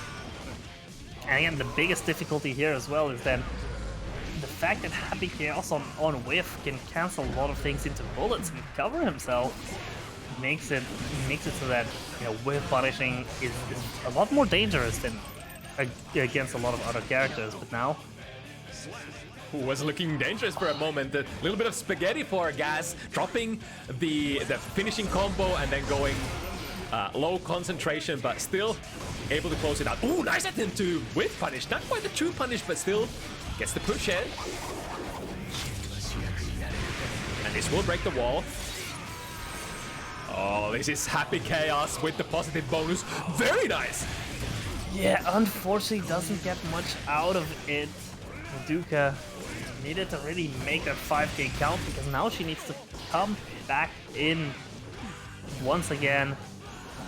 YRC shimmies out of the throw. That's a lot of damage. Yeah, this is the big soul conversion. But this is still going back to neutral. This is the sin that you want to avoid against Happy Chaos. Never break the wall without super. And this might be Maduka's funeral here. Yeah, despite that beautiful combo, I mean, it's not like she had a lot of options there to not break the wall. Yeah, the wall stick happened so high, far up, that it was good to go back to neutral no matter what, because the Gas could just tech out of the wall into mid-screen, and it would have been very difficult. I understand the thought process of just, you know, breaking the wall, getting the last extra bit of damage and getting the positive bonus if you're gonna go back into neutral, but no matter what. You can't drop that like 70% combo either. You need the equalizer. Speaking of equalizers, yeah, this is definitely the equalizer's one word to call this combo. Maduka now being able to push Gas into the corner. Tries to maintain the advantage, backdashes the meaty close slash, and trades with the 2S. Yeah, this time the strike game is on point for our premium striker, Sol Bad Guy. Oh, didn't have the 50 meter yet to keep up the pressure after Revolver. Oh, far slash hits anti-air. Maduka doesn't get anything off of it, but still keeps it going. Immediately fast here into the wild throw, take throw option. Yeah. Tries to go for a second one, but Gas wising up to it, just backdashes. Yeah, recognizing that after that wild throw out of the corner, Sol can't get the cleanest meter situation, so backdashing out of it instead. Uh-oh. Taking the burst, Maduka gonna bite danger. It. Oh no. Yeah, the 5k does manage to trade, but it's still still so dangerous because Happy Chaos can continue offense very easily. But now, very decent advantage going into the last round here. Maduka has the starter, has the burst as well. Ooh, back throw incident though. Uh-oh. No, the 5k hits. Yeah, Maduka's gonna send this back into the corner, gonna give Gaz a taste of her own medicine, saying, you've been putting me, bullying me in the corner, I want to do it to you as well. But Gaz now with the roll through and the gunshot covering it up. Gets a really solid cross-up hit. Oh no! The movement! The little bit of a dash there from Gaz just before that anti-air situation. Instant air dash from Maduka actually whiffs. And I think the recovery on Happy Chaos 6P isn't the best one in the game for sure. So getting sort of whiff punished there as a result. When off of the round start, Gaz has gone into no concentration very fast. Oh, solid to the, yeah. It's in Gaz's best interest to burst there and not allow Maduka to do anything, but Maduka continues the pressure. Into the corner, there's the Happy Chaos 2S once again, being super strong. Ooh. The drop into the reset. It should break the wall. Bam, bam, bam, bam, bam. But Maduka, so many resources. Into, yeah, hard knockdown, and Gaz is just saying, I'm just gonna go full screen. Because I'm Happy Chaos and I get to do it. I actually like this. I wouldn't go challenge 100-meter Sol either. You are very unlikely to win in that scenario. Really solid dodge away from the grab there. Again, I think coming down to the fact that Gaz is also a Sol player for a long time, understanding that this is the king of strike throw, of strive. Oh my goodness, that's gonna hurt. Yeah, Gaz does not want anything to do with that combo. Oh, the 6S finds a hit in, and the bringer into the Tyrant Wave. This might just kill here. It doesn't? I have to comment that Happy Chaos should not be allowed to be dead middle of the cast in hell. You know, a zoner should not be this tough to kill. Oh, nice whiff punish with that forward moving far slash from Sol. But, oh, mix! I think Gaz got the hit, but didn't get the confirm. And now in danger zone once again. No bullets, no concentration. Oh, goes low. Maduka unfortunately drops the combo. The burst gets baited, the offensive burst, and now Gaz is back at full screen with advantage. Aborting the combo for resources. Oh, that's a big one. Gaz has to burst that. That would have just been death, and now Gaz has one less attempt to win, but being in the driver's seat right now, yep, the gun draw finds a counter hit, and the close slash. And there it is. Yeah, Gaz pulling ahead a little bit, getting closer, but it's still, set's not over. Just these individual games are going on really long, and so yeah, we've got another really solid set. Yeah, it's just definitely a different kind of whip punishing game for Happy Chaos when you have the gun out. You don't even have to dash in yourself. Dangerous looking burst, but it ends up working out for Maduka. Not able to contain Gaz in the corner though. Equal amount of resources as far as meter goes here. And the 5P has a really solid way to contest Maduka's approach. I think isn't the usual response is like 5 PP and then take out the gun? I forgot if it Gatlins to anything relevant for Happy Chaos otherwise. I don't think so, because 6P I think off of anti-air hit you can get it. You can get gunshots out, but off of just grounded hits I don't think you can get much. Yeah. But hey, we are Chaos, we have the gun. Gun takes care of pretty much everything as long as you have the bullets.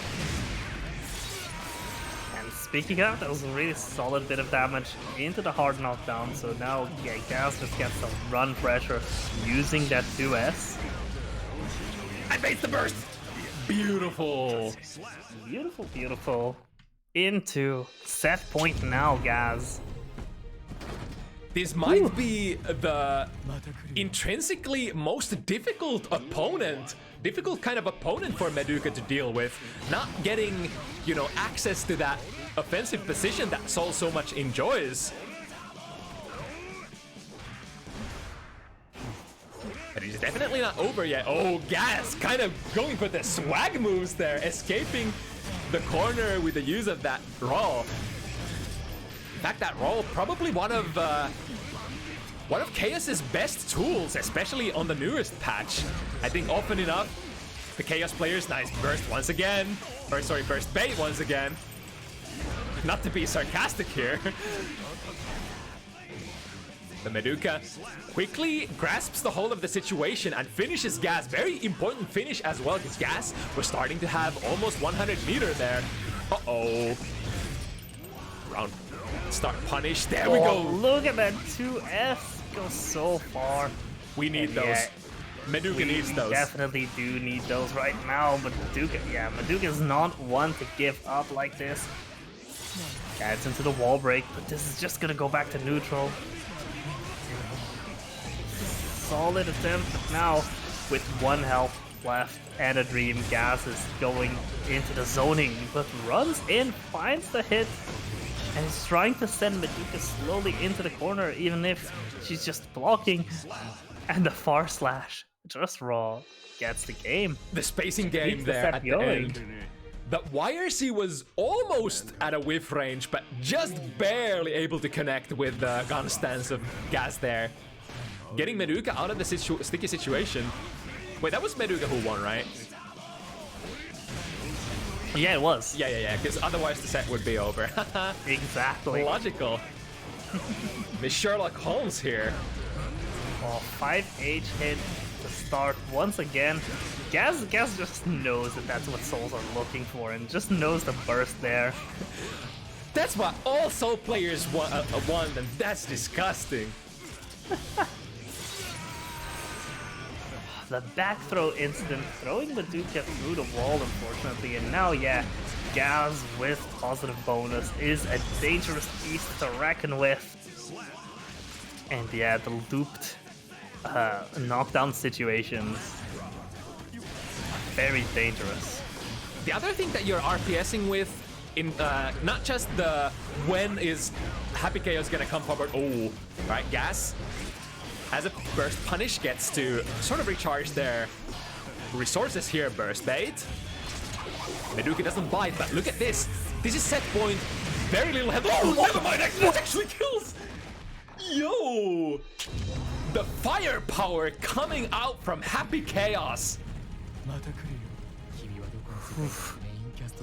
I was just saying, oh, we're gonna get one more chance. Meduca still has one last attempt, but no, it just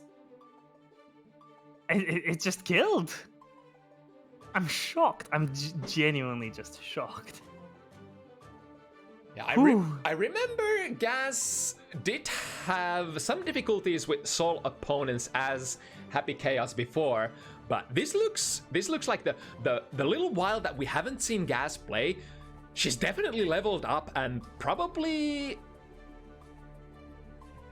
I don't want to say for sure, but looks like the Happy Chaos is probably equaling the skill level of her Soul at this point. Whew. A really welcome, well, it depends on who you ask, but in my opinion, a really welcome addition to the character roster on Bounty Hunters, because we just don't necessarily see enough Happy Chaos. Like, okay, I get it, a lot of the competitors never want to see Happy Chaos, don't want to have anything to do with Happy Chaos, but, you know, we gotta put the Happy Chaos on screen, because this is a character everyone in the game. Everyone should be represented.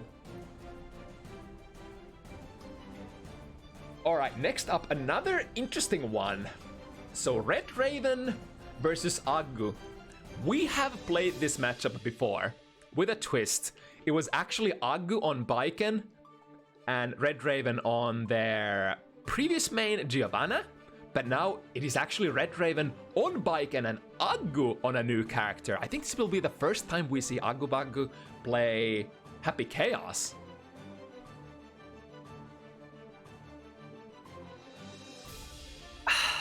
I'm racking my brain, and Aggu has been someone who's hopped through characters quite a bit, but I don't think we have seen a Happy Chaos pick yet. Aggu, for a while, was just going through everyone in the cast and getting to know them a little bit, so I'm curious to see how this sort of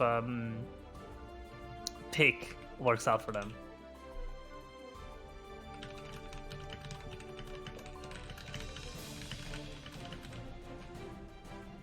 Yeah, it's kind of like we tend to remember Aggu for their extremely dominant Baejinmay performance, their Baejinmay streak, but in fact we have to not forget that this is a player who is able to pilot so many different characters, even a potential candidate for a random character challenge on a moment's notice.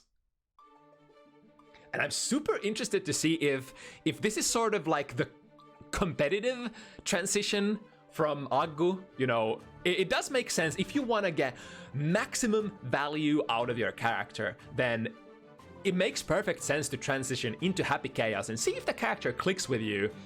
And this might be, you know, still on that tryout period with Happy Chaos.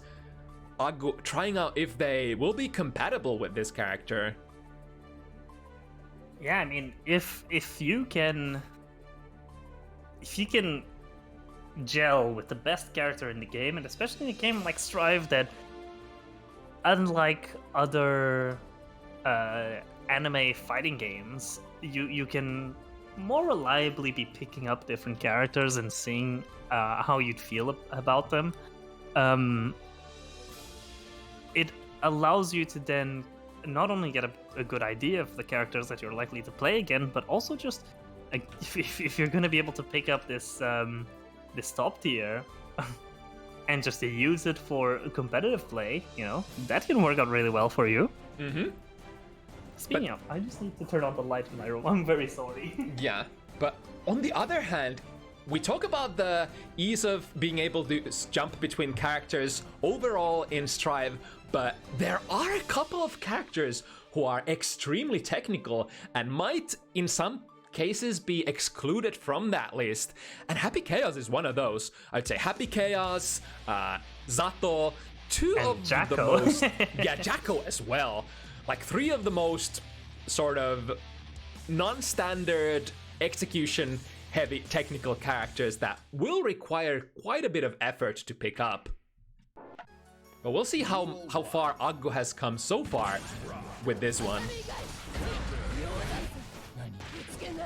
It's definitely their opponent not lacking the quality of play here. REDRaven probably gonna be as aggressive as they can. It's gonna be sort of that testing out the waters period at the start for the rushdown character, testing how well the Happy Chaos is able to hold their ground, and then Happy Chaos player sort of trying to adjust to the opponent's pace and lock them out of their opportunities to play the game. Mm-hmm.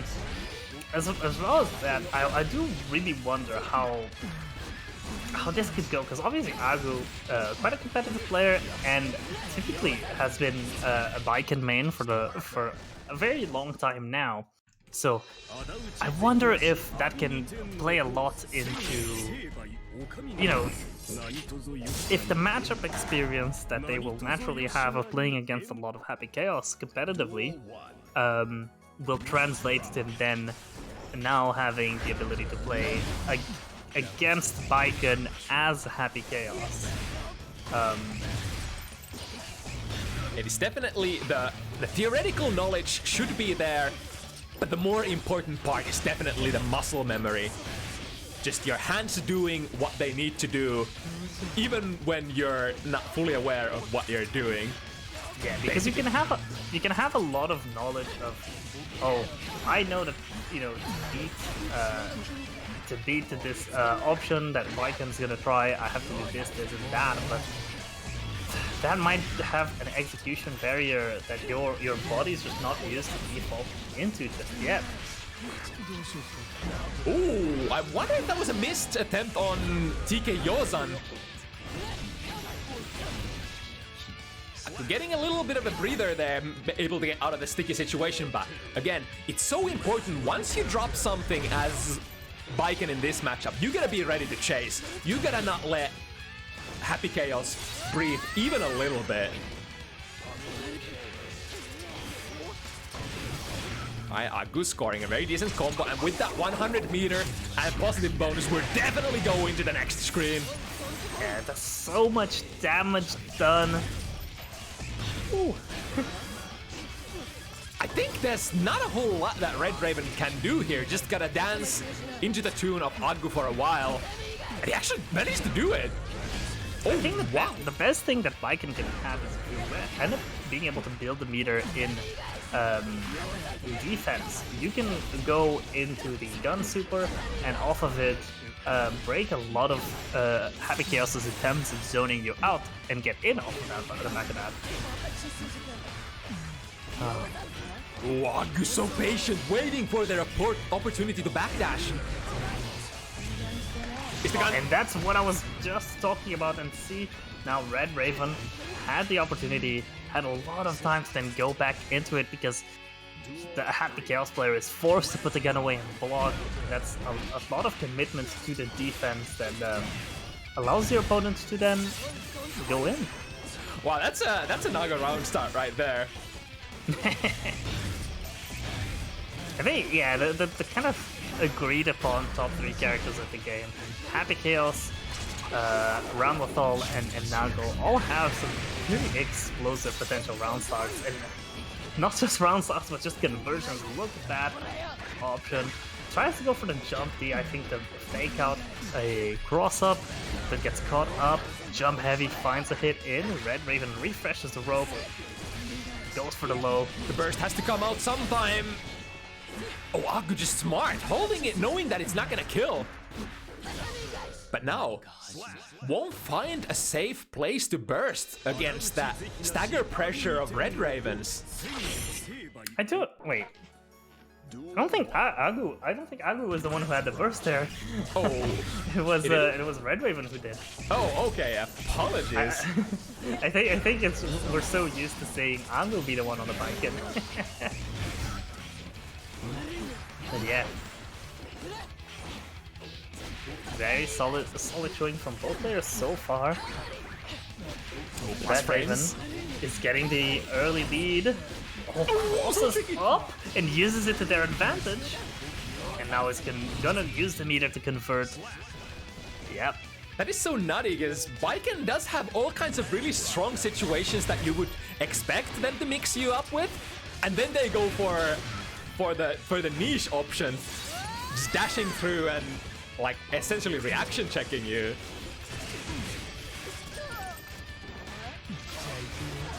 Now Aggu with a decent position.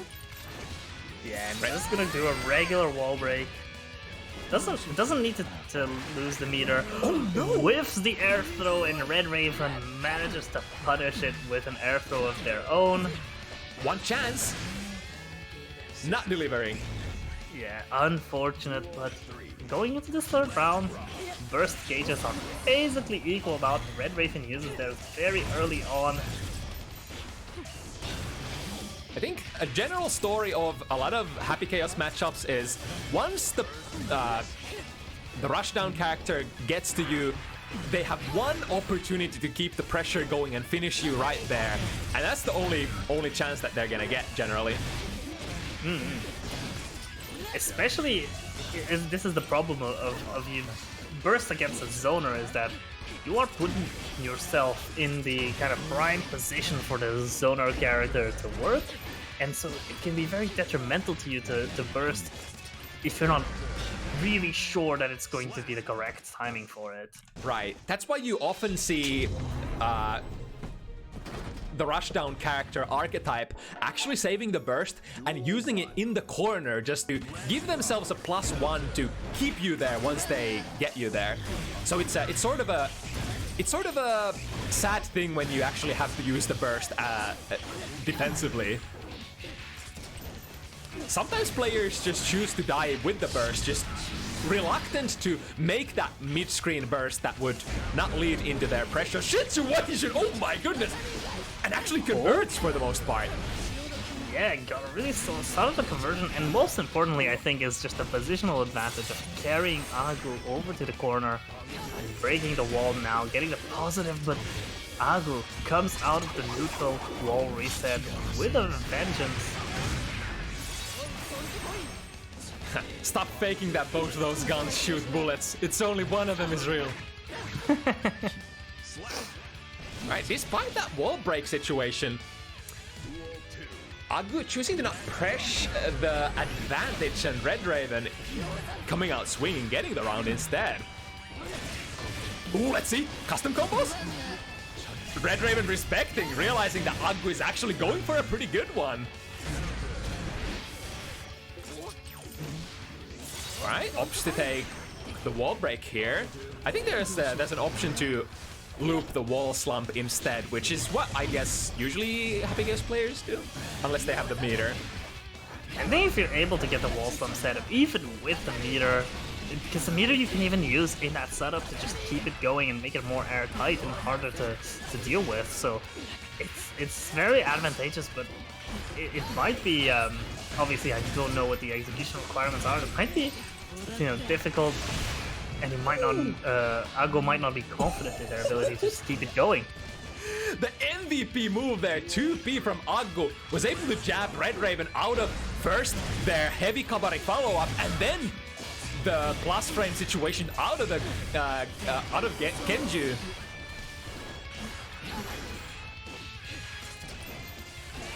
Oh, the cross-up kick, the taco kick. Oh, what is this? Roll through. King of Fighters. But now with the opportunity, here's the misses the instant the TK Yozan and pays with it. Tragedy on screen here. The usual drop, TK Yozan turning into a super jump slash. But that's how it goes in fighting games, and no mercy from your opponent as well. Aggu doesn't want to get locked into that situation, just taking the round. And off of the back of that, we are tied 2-2. So again, bit of a start for Raven, got some points ahead, but Aggu seems to have been able to adapt and start getting some momentum now. This is the really important bit. Every time on a long set is the after you have had an advantage and your opponent adapts to it, is can you counter adapt to what they're doing that's working now and get an advantage back? Because it can prove to be very difficult. Oh, the Cologne taking a hit, unfortunately. Textbook showing of what that move can actually do. We don't see it all too often from Aggu so far, but it is definitely one of those make or break tools that you, if you know how to use properly, you just take your Happy Chaos into a whole new different level. Whoa, the clash!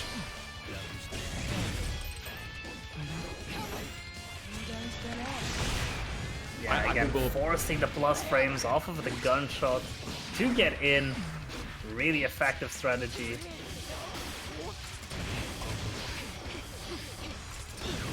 Keeping the pressure going as long as it takes to nullify the tether. I think it's definitely in Chaos's best interest to not have that attached, because you do have so good combos even without it. Oh, nice step. This time the TK Yozan comes out clean. Aggu initially stands up to block the overhead, but the party is not over if your opponent has the RC. And now forcing REDRaven to block in the air. Oh, the anti-meaty reversal parry comes in, first showing in the set so far, so it's a good time to present the option. Very brave as well. I think if you just take out the gun and shoot as a meaty, that's gonna completely nullify the parry attempt. But that's also not optimal for optimal pressure starter for Chaos. And another gun super being used, and yeah, just taking the game now. Yeah, just pushing on ahead, putting on display the ability to just basically convert any hit into a decent looking combo, especially if you have 50 meter. It's basically coast to coast, as long as you have the bullets. Of course, in a lot of the situations, you probably don't wanna commit to all of your resources just to keep it flowing better.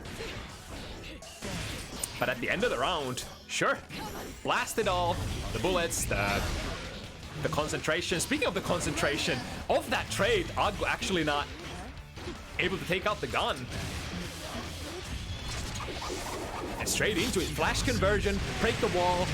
Looking good this round. Aggu was looking a little shaky. The first ever match of this set, REDRaven closed it out in like half a minute, like I want to say 20 seconds to 30 seconds, but since that, Aggu has been adjusting to the playstyle, and now you could argue that Aggu probably the aggressor at the moment.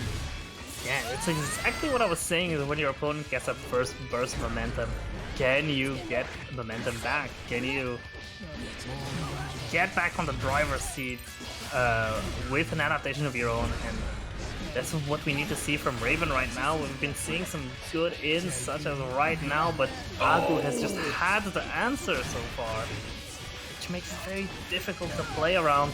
And look at that! The combo just keeps going. The moment you think that the REDRaven is gonna hit the floor, a bullet props them up a little bit. Again, Aggu is just the whole package.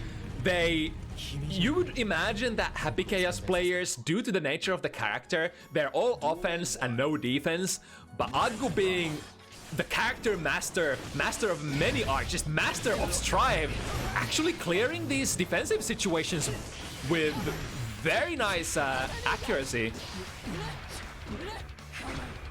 Yeah, there's the plus friends from the Kabari. Aggu, unfortunately for them, ends up pressing at a bad time.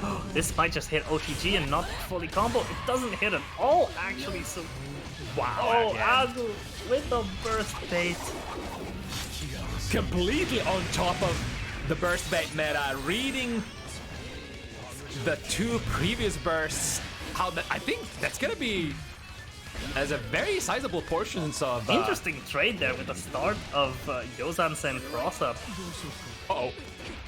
Oh, this is dangerous, and yeah.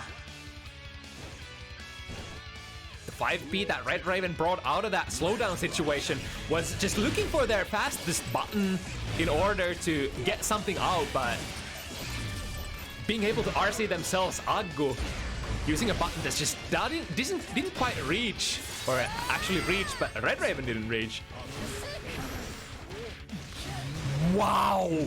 Just the knowledge of the spacing there and getting the throw. Aggu! Is this the power of having played this character as your main?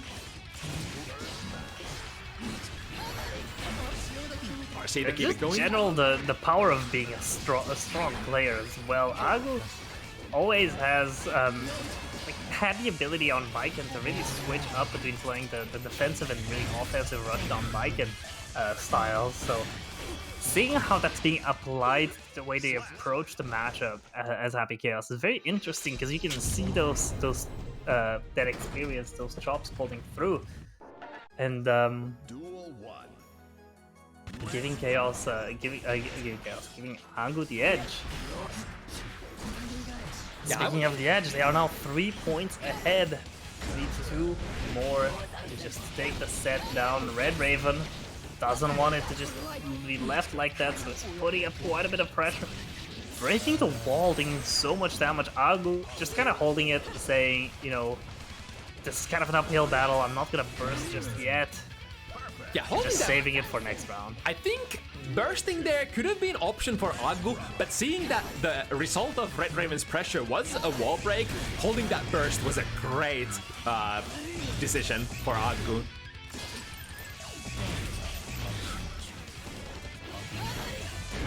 Curse is applied. Ooh, very athlete time 6B from REDRaven. You don't see Baejinmay players 6Bing that often. Not really the premium 6B. It's kind of like it does its job, but I think it's nothing special. Which is why Aggu actually using the slowdown from the RC to see that jump heavy was gonna cross, and then, you know, taking their punish opportunity in accordance to that, getting the wall break, and now REDRaven letting it drop on purpose or just whiffing it, unfortunately being too far away from the wall. Both of these players just not deciding this wall is very pretty, I don't want to break it, I don't want to smash it into pieces. Oh, able to actually go on trade! The backdash! Oh, Aggu just barely lands out of the backdash. And there it is. Challenge! GGST. I haven't seen a player this consistent at actually interrupting those follow-ups. That is the power, yeah. I was wondering, how does Aggu perform so well on defense? But that is why they played Baejinmay the most out of the cast, and they know all the tools they need, know all the RPS situations where they gotta do the thing. Yeah, this is one of those tough Baejinmay pressure sequences. Unfortunately, REDRaven autopilots into the AgguBaggu and doesn't. I think it was just a buffer input, maybe not expecting the wall to be breaking quite so early. Doesn't get the super, but still uses the meter to great effect on the next screen to get the kill with it. Yeah, dropping quick drop of a letter in Aggu's mailbox that says, "By the way, I'm pretty nice too." And returning Aggu back to the surface of Earth. Aggu doesn't give a shit though. Back throw into pressure situation. And give me that tether. I'm gonna use it against you. Ooh, that is the worst feeling for a Baejinmay player, I bet. It's just when someone makes you just eat it with your own tether. Okay, got the burst out of Aggu, but they are using it to great effect now, just refreshing the turret, making sure it keeps going. Oh, straight into super. And that is enough. Yeah, straight into super because they know it's gonna kill. And because super does a lot of damage. Yeah, REDRaven also had the burst, so just don't give them any opportunity to even think about the burst. Now, REDRaven cornering themselves, but being able to kind of go for mix off of it and not just getting killed. Uh-oh, a little bit of fumble there. Holding the gun until the concentration runs out. This is REDRaven's time to strike. Yeah, just absolutely trying to make the most out of the misstep from Aggu. But Aggu finds a hit in with a 6B, just uses the chance to use 6S after the RC to throw Raven full screen. And still, dicey territory. Both of these players can die on any touch. And Aggu tries to simply run away and start zoning, but Raven is on the chase. Yeah, showing that they know the RPS at neutral. If Happy Chaos is backdashing or cursing, essentially moving themselves backwards, how do you RPS that? You chase. You chase so fucking deep and you don't let go. And REDRaven read the situation and took the round there with that. Jump slash gets there in time before the gun reticle does. Exactly. 6H just barely doesn't hit, and yeah, Aggu sees the burst coming from a mile away, just has the future sight. Crosses up with a roll into the gunshot. And now, again, one interaction away from the game ending. There's Aggu, placing themselves at match point. A great micro interaction there. I think Aggu just flashed the FD, making that, was it 6k from REDRaven whiff? And giving themselves some extra breathing frames, able to get that whiff punish there.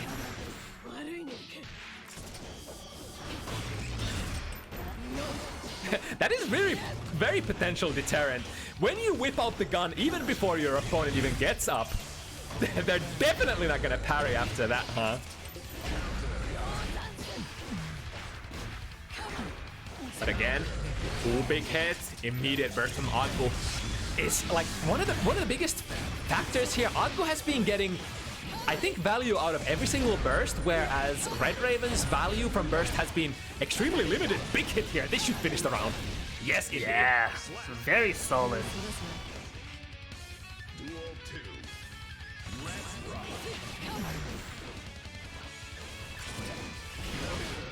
Alright, a stray hit, definitely in favor of Aggu here, forcing the opponents at full screen distance.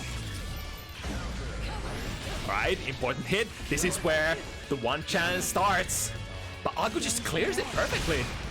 Oh, bounces Aggu over into themselves, but unfortunately didn't get a conversion off of it, which I think would have been possible there off of that that gun super hit. Did Aggu just mix with REDRaven's tether? It looked kind of interesting.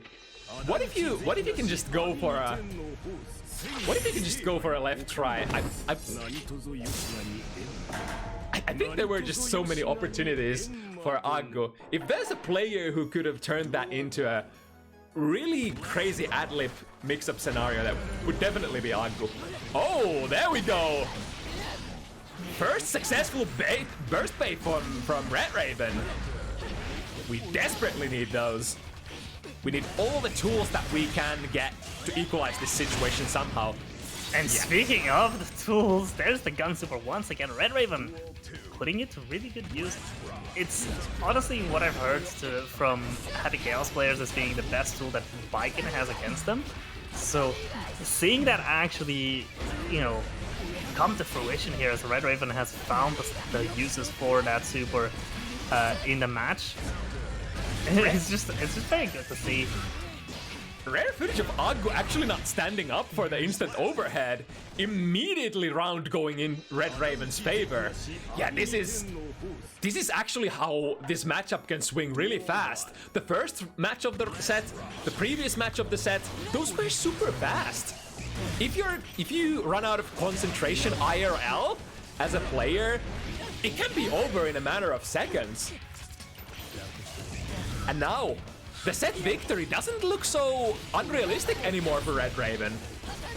Yeah, REDRaven has certainly been fighting super well this whole set. I think both of these players have just put up a really good showing so far. Yeah, good cross-up, still managing to find a hit with a 5k, 6k. And there we go, there's the round. And all of a sudden, this might just go over to the final game. He does have a burst coming up here, so the one chance will potentially turn into having to be two chances for REDRaven. Has to first clear this burst successfully, even if they manage to get in. Ooh, that was a good chase attempt, but uncanny movement from Aggu. Here it starts. Which is gonna be high or low, left or right? The grab? I like into that. a tether combo. It's super scaled because of being a throw starter, but even still, Aggu here is really caring about going back to neutral and getting a positive bonus. But there's the burst. Getting hit and force the burst, yeah, it's a bit unfortunate.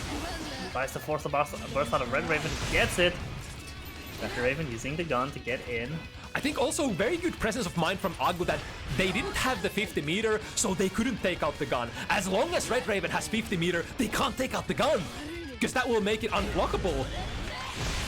Ooh, really solid bit of damage just from the hit confirm. REDRaven wanted it to just kill, but runs in and gets a throw to tie it up. 6-6.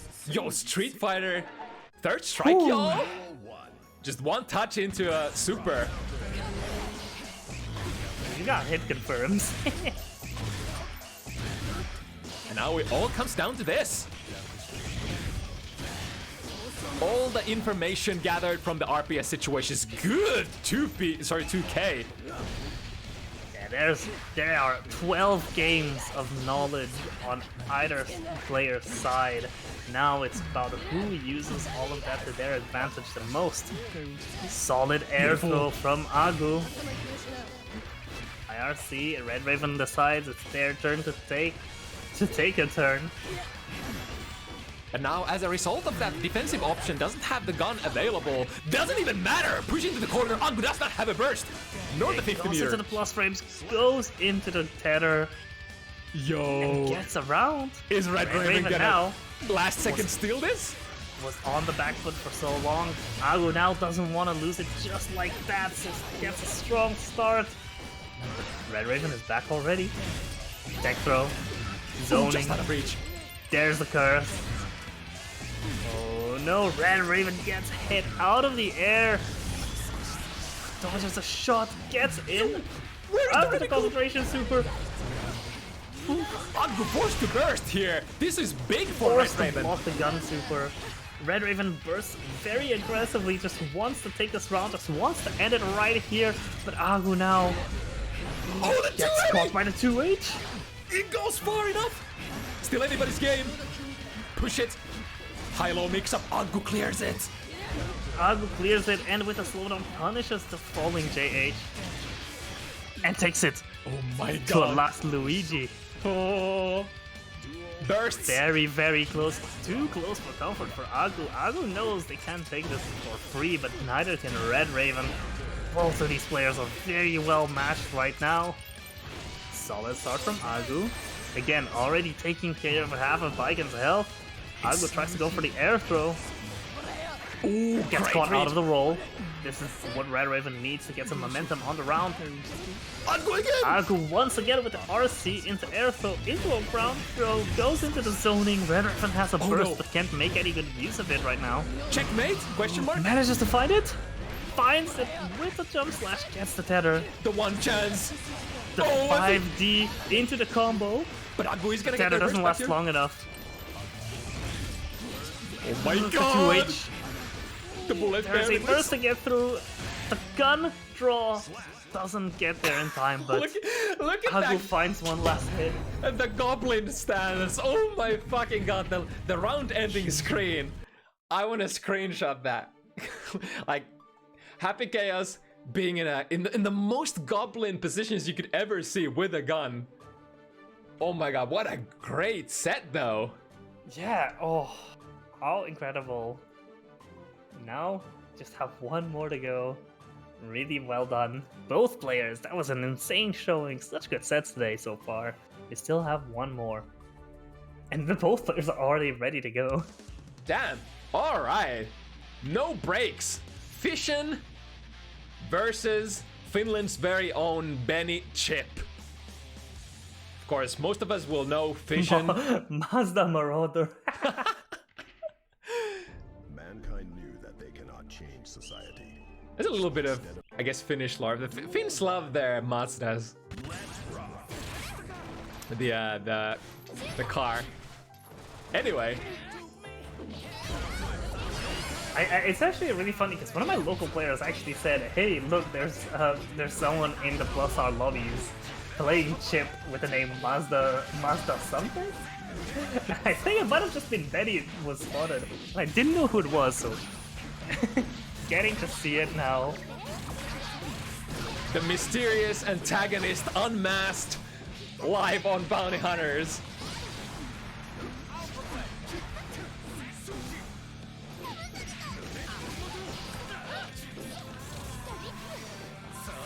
Alright, Who will so win? we were talking about the character meta of Bounty Hunters, but I think in terms of the what's it called? The final event of the evening meta has been hugely dominated by Fecian recently. One of the most active high-level player to sign up. And now I would go as far as to say that this is Bounty Hunters Fecian arc. 6 past games from Fecian, I think has lost only one of those, so incredible win rate, incredible record overall for Fecian. But we'll see if our Finnish Chip hero is able to break that record right here.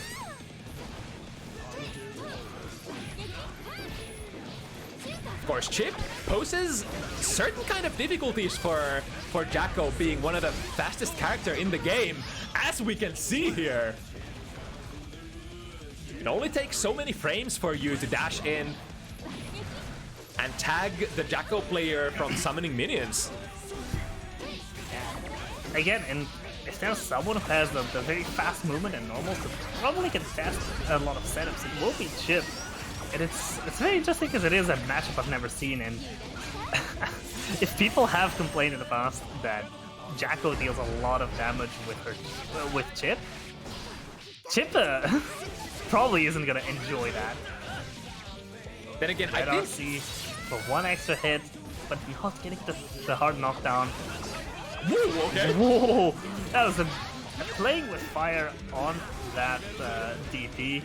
Manages to contest the 5D with a 5P. Gets a hit and takes the first point of the set. It was an interesting situation. Both players were rocking the burst at the end there, but both players also basically had 1 or 2 touches of health left, so not a very safe place to burst either way. But yeah, historically, looking at what kind of character Chip is, Chip usually tends to fare well against characters like this. But look at this damage. This might actually kill. Oh, that kills. Off of the wall. Oh my. I remember we were talking about that Elysian Triber Super basically taking half of Chip's health last week, and there we go. It does. Yeah, it's such a damaging super. Its usability outside of combos is a bit limited since it is it acts mostly as a command grab. So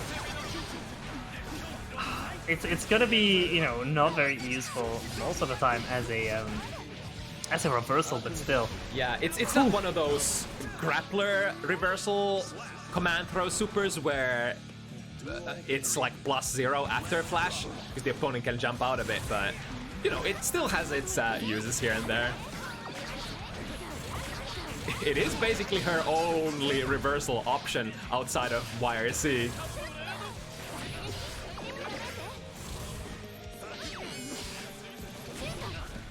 And Benny, despite getting those little bit of those small mosquito bites, ever so present with the pressure, ready to threaten Fecian on moment's notice, not giving Fecian any time to summon for free.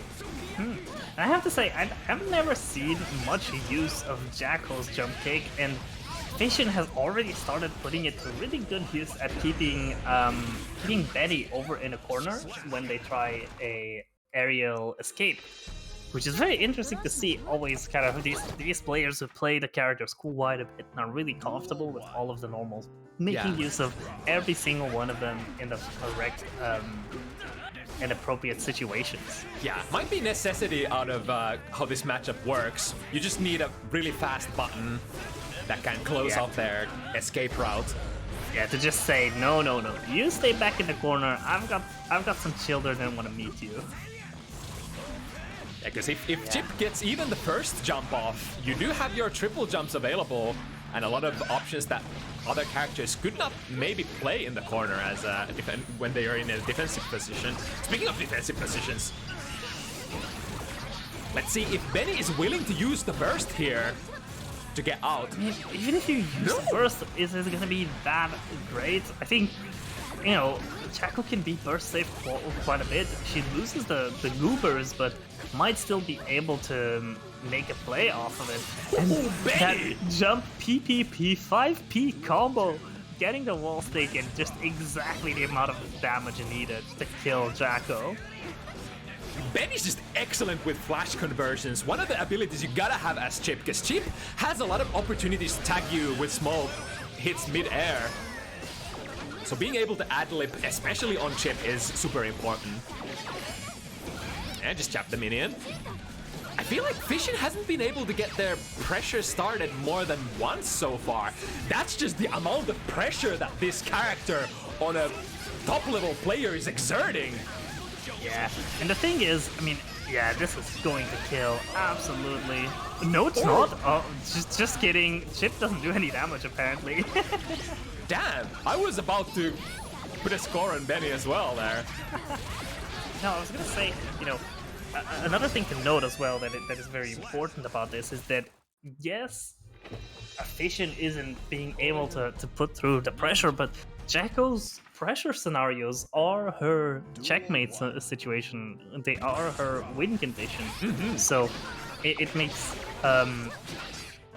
it makes a lot of sense that Benny is just doing everything in their power to keep that from happening, and that while they keep doing that, they manage to win. And if not, if they are unfortunate enough to not be able to stop pressure from starting, that they might just lose. Yeah, as we're seeing, look at this. When you've got the minions in your face, yeah, you don't necessarily even need the corner as long as you have some sort of critical mass of minions to keep them steady. You're good. Again, trying to catch Benny mid-air. Oh, perfect! And wait, was that a pickup? Was that a true combo? Oh, the TP just not reaching.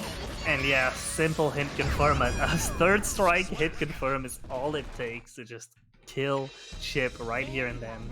I want to see that fast replay, because from my point, or like out of how I perceive it, how I know it, usually Jacko can't follow up the minion parry with anything else but Elysian Triber, but it kind of looked like Fecian actually picked the high air parry there up with a true combo.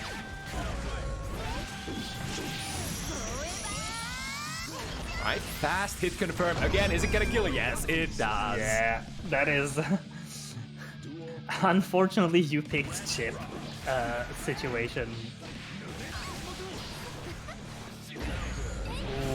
Yeah, the jump slash finding the hit in off of the fuzzy jump. And yeah, this is what I meant when I said that Jackal's pressure, wait, is there a win condition, but a well-placed DP can be it. Yeah, once again, now going into the super, going for the parry this time. Fecian wanting to call out the potential DP, but Benny just saying, I'm not gonna go for it twice in a row. You're not gonna catch me like that. That's probably gonna be super demoralizing for Fecian. We were talking about that corner checkmate situation. Benny has now cleared that 3 times out of 3. What do you do when your trump card gets beaten like that? You get another trump card. You take the second trump card up from your sleeve. But I think Fecian just needs to find what that is. It's probably just adjustment. It's the jumps that Benny has been getting up. Ooh, that works as well. Hard bait. Benny does not burst though. Yeah, Benny's being super patient here. Wow, a really good trade for Benny. Gets out of the corner. Yeah, Fecian with a really good defense as well. Just being able to hold pressure so far. Ooh, missed the micro dash there, I think Benny did. And Fecian will happily take advantage of that situation, just pummeling, sending a couple of minions, and that awkward situation when you are on your last legs, have basically no health to spend. That's when Jacko is at her most dangerous. Just a simple thrown minion is probably gonna chip enough to take you out of the round. Oh, the straight works very much in Fecian's advantage. The soccer kick loops. Oh, missed the super. Doesn't get the Elysian driver. That's yeah, and then now just playing the zoning game. Yeah, after that Twitter combo, it was I would have put all my money on Jacko as well. Ooh, cool. Jump 2K to sort of delay your momentum, not to run yourself face first into the 6 heavy. Good blocks. DP out of the corner, uses 6H trades, but it works out in favor of Benny so far. Oh, I think Benny wanted to run over and keep the corner pressure, but unfortunately just drags Fecian with them. But it worked out. They get the round. Ooh. God, the trajectories that Chip can take. For a lot of other characters, it's often very difficult to outmaneuver that jump D projectile. Oh, and again, just a solid hit confirmed. This is gonna do a lot, even on its own. Will the wall break me enough? Oh, just not quite. Almost. And yeah, now Fecian just plays the zoning game. And unfortunately, Benny got hit trying to get in. Right, moderate amount of success here in a row for Fecian. 4 points to Benny's 2. Fecian seems to have found a way to navigate Benny's neutral, and now just needs to kind of close it out and keep it going, but that's not going to be super easy against a player like Benny, who is very experienced and will no doubt be able to alter the way they're playing. Solid YRC. Right, if there is a character who can play this without getting hit even once, it is probably Jacko, but that's usually in a situation where you are on the driver's seat and have minions out. Benny finishes not being in the blade. corner was the most difficult bit of this all.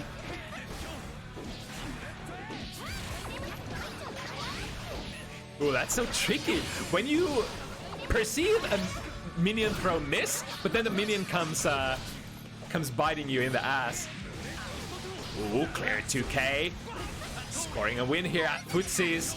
And the corner position for Benny. What direction?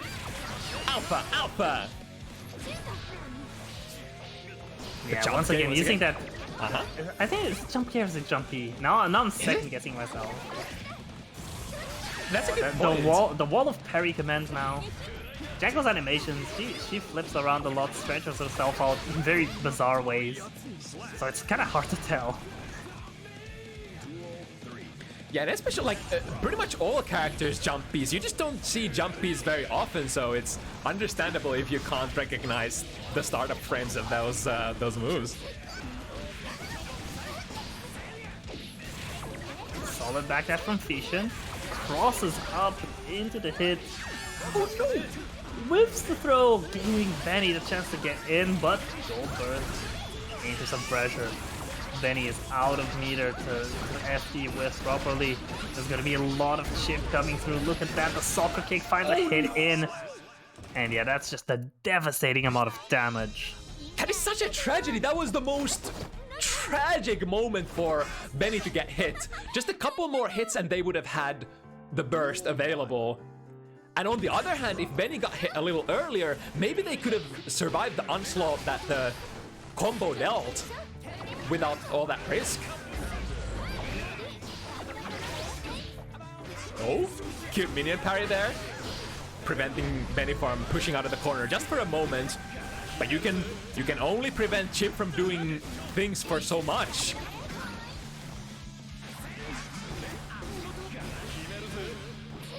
Again, make their risk gauge skyrocket. Benny pushing forwards, wants to take the round right here. Yeah, but is the burst gonna come? Manages to get out. Both sides have a good interest in bursting here potentially to just close it out, but unfortunately Benny bursts and then still loses the round. The well-placed 6B there. Reading, I think, dash far slash from Benny. I think there are other buttons that you can 6B as well, which makes... Yeah, I think 2S can also be 6B'd from Chip, if I remember correctly. Maybe someone can correct me if I'm wrong. Now Benny, pushing it. Grab. Yeah, Benny just needs to find these ins. Solid backdash from Fecian, but then the whiffed grab spells their demise. Whew, Benny really needs to get this next round. Yeah, super important. Getting into the match point scenario is never a comfortable position to be in. That is such a wild thing. I can't remember if Chip could jump cancel their jump dust in the past. Oh, and there it is, the simple Not hit gonna kill confirm, but it still doesn't face a sizable amount of health, of damage to Chip. And yeah, Fecian now playing it slow. Again, every time Fecian has had the health advantage, they've been playing it quite a bit more like a zoner, just allowing the minions to stay ahead. Yeah, even throwing these parry commands. Just trying to prevent Benny from being able to advance. Damn. It's just so close yet so far. started out extremely even, but now Fecian has been closing out these rounds perfectly. Uh-oh, the big punish. Oh my goodness, that's gotta be optimal.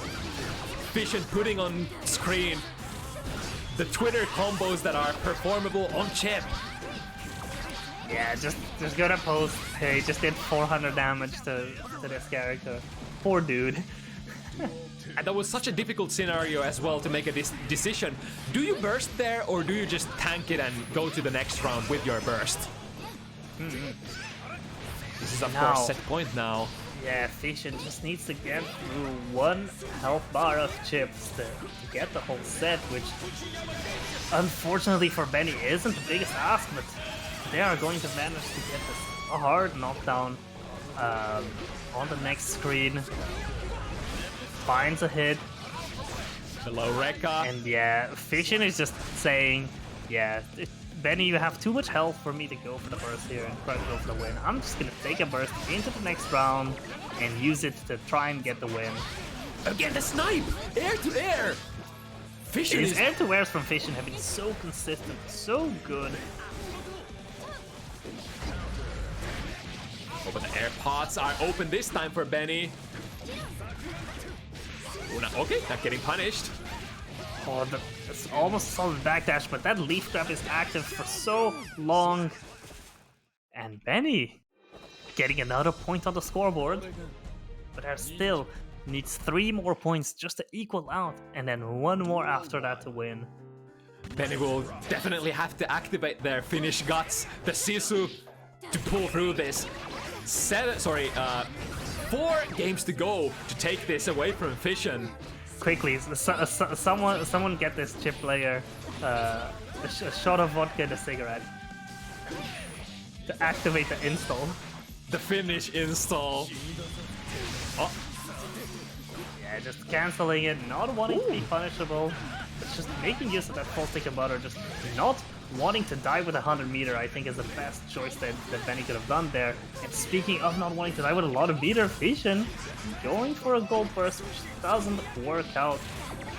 This can potentially be really valuable for Benny. Yeah, Fecian didn't have their burst anymore.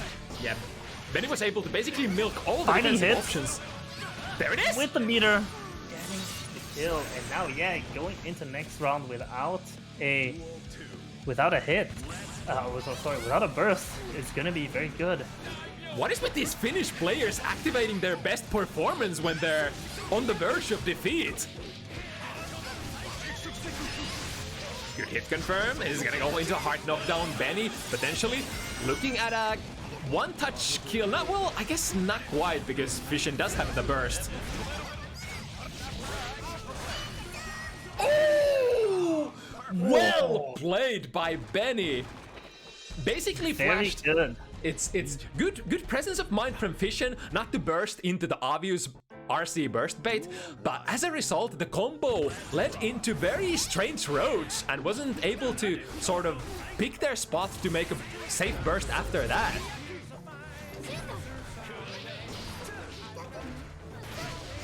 A little bit of lava tap with that overhead 6K. Oh, getting the cross up in the corner, that is nasty. Oh, finding the hit across. The Finland install is kicking in potentially. I wouldn't be surprised if Benny actually took a sip of vodka or something there. This is alright, the yellow RC. Catching that minion just after the parry command is over. The shield visual was even still there. Goes from the overhead to the low. They get the round. That's crazy. Even when Fecian is connecting with the yellow RCs, they're not able to get out of that corner pressure position from Benny. Yeah, Benny with a very fast 3-frame normals, just helping keep Fecian in check even in those situations. Very difficult to deal with in a lot of times. Oh, good gold burst. But now, yeah, gold burst coming through. This is very terrifying to see from the Jackal player. Benny even backing up, but there's a wall behind you now, and there's not much more you can do. Fecian throwing Benny back into the corner. The YRC comes out and destroys the minions. The cross up finds its way in. getting the wall break, but it's still back to neutral once again. RC to try and get in, the DP thankfully safe. Oh, the dash! And there it is! Benny finding the way in Oh my. and putting 5 points on the board. Again, I can see it. The light at the end of the tunnel. Benny only needs 2 more. And man, even with that gold burst, even with that 100 meter, Fecian doesn't really get to use it effectively unless you first build up the initial hit and then activate the super. Only the minion gets hit by the DP there, so Benny got punished. It's already a lot of damage to have taken in so fast into the round. Wow. Whew. That was 20 seconds and a set point position again. Let's see if Fecian has actually managed to completely revert the momentum, or if we're going into the last set here. 2 rounds to go for Benny to stay alive. But Benny has shown to perform super well under pressure. This could very much be it. Finds a hit in, has the meter to even continue something going. There it is. The combo drops and the red RC doesn't hit. The minion in the air finds its way into Benny's face.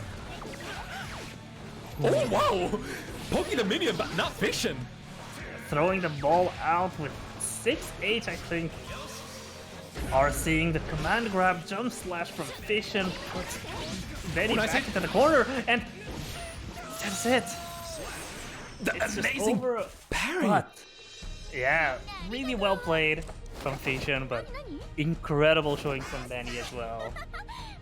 Super, super, super good attempt at a run back. What a set, what a, whole event of sets that we had today. Pretty much every single game was amazing. Like almost like a run back scenario in every single one of the games tonight. I gotta say, really surprised that Benny was able to, well, I guess at the same time not, and I was. I think we tend to underestimate how amazing of a player Benny actually is, just because they're not necessarily featured in a lot of, European events. But man, being able to go toe-to-toe with Fecian, absolutely beautiful.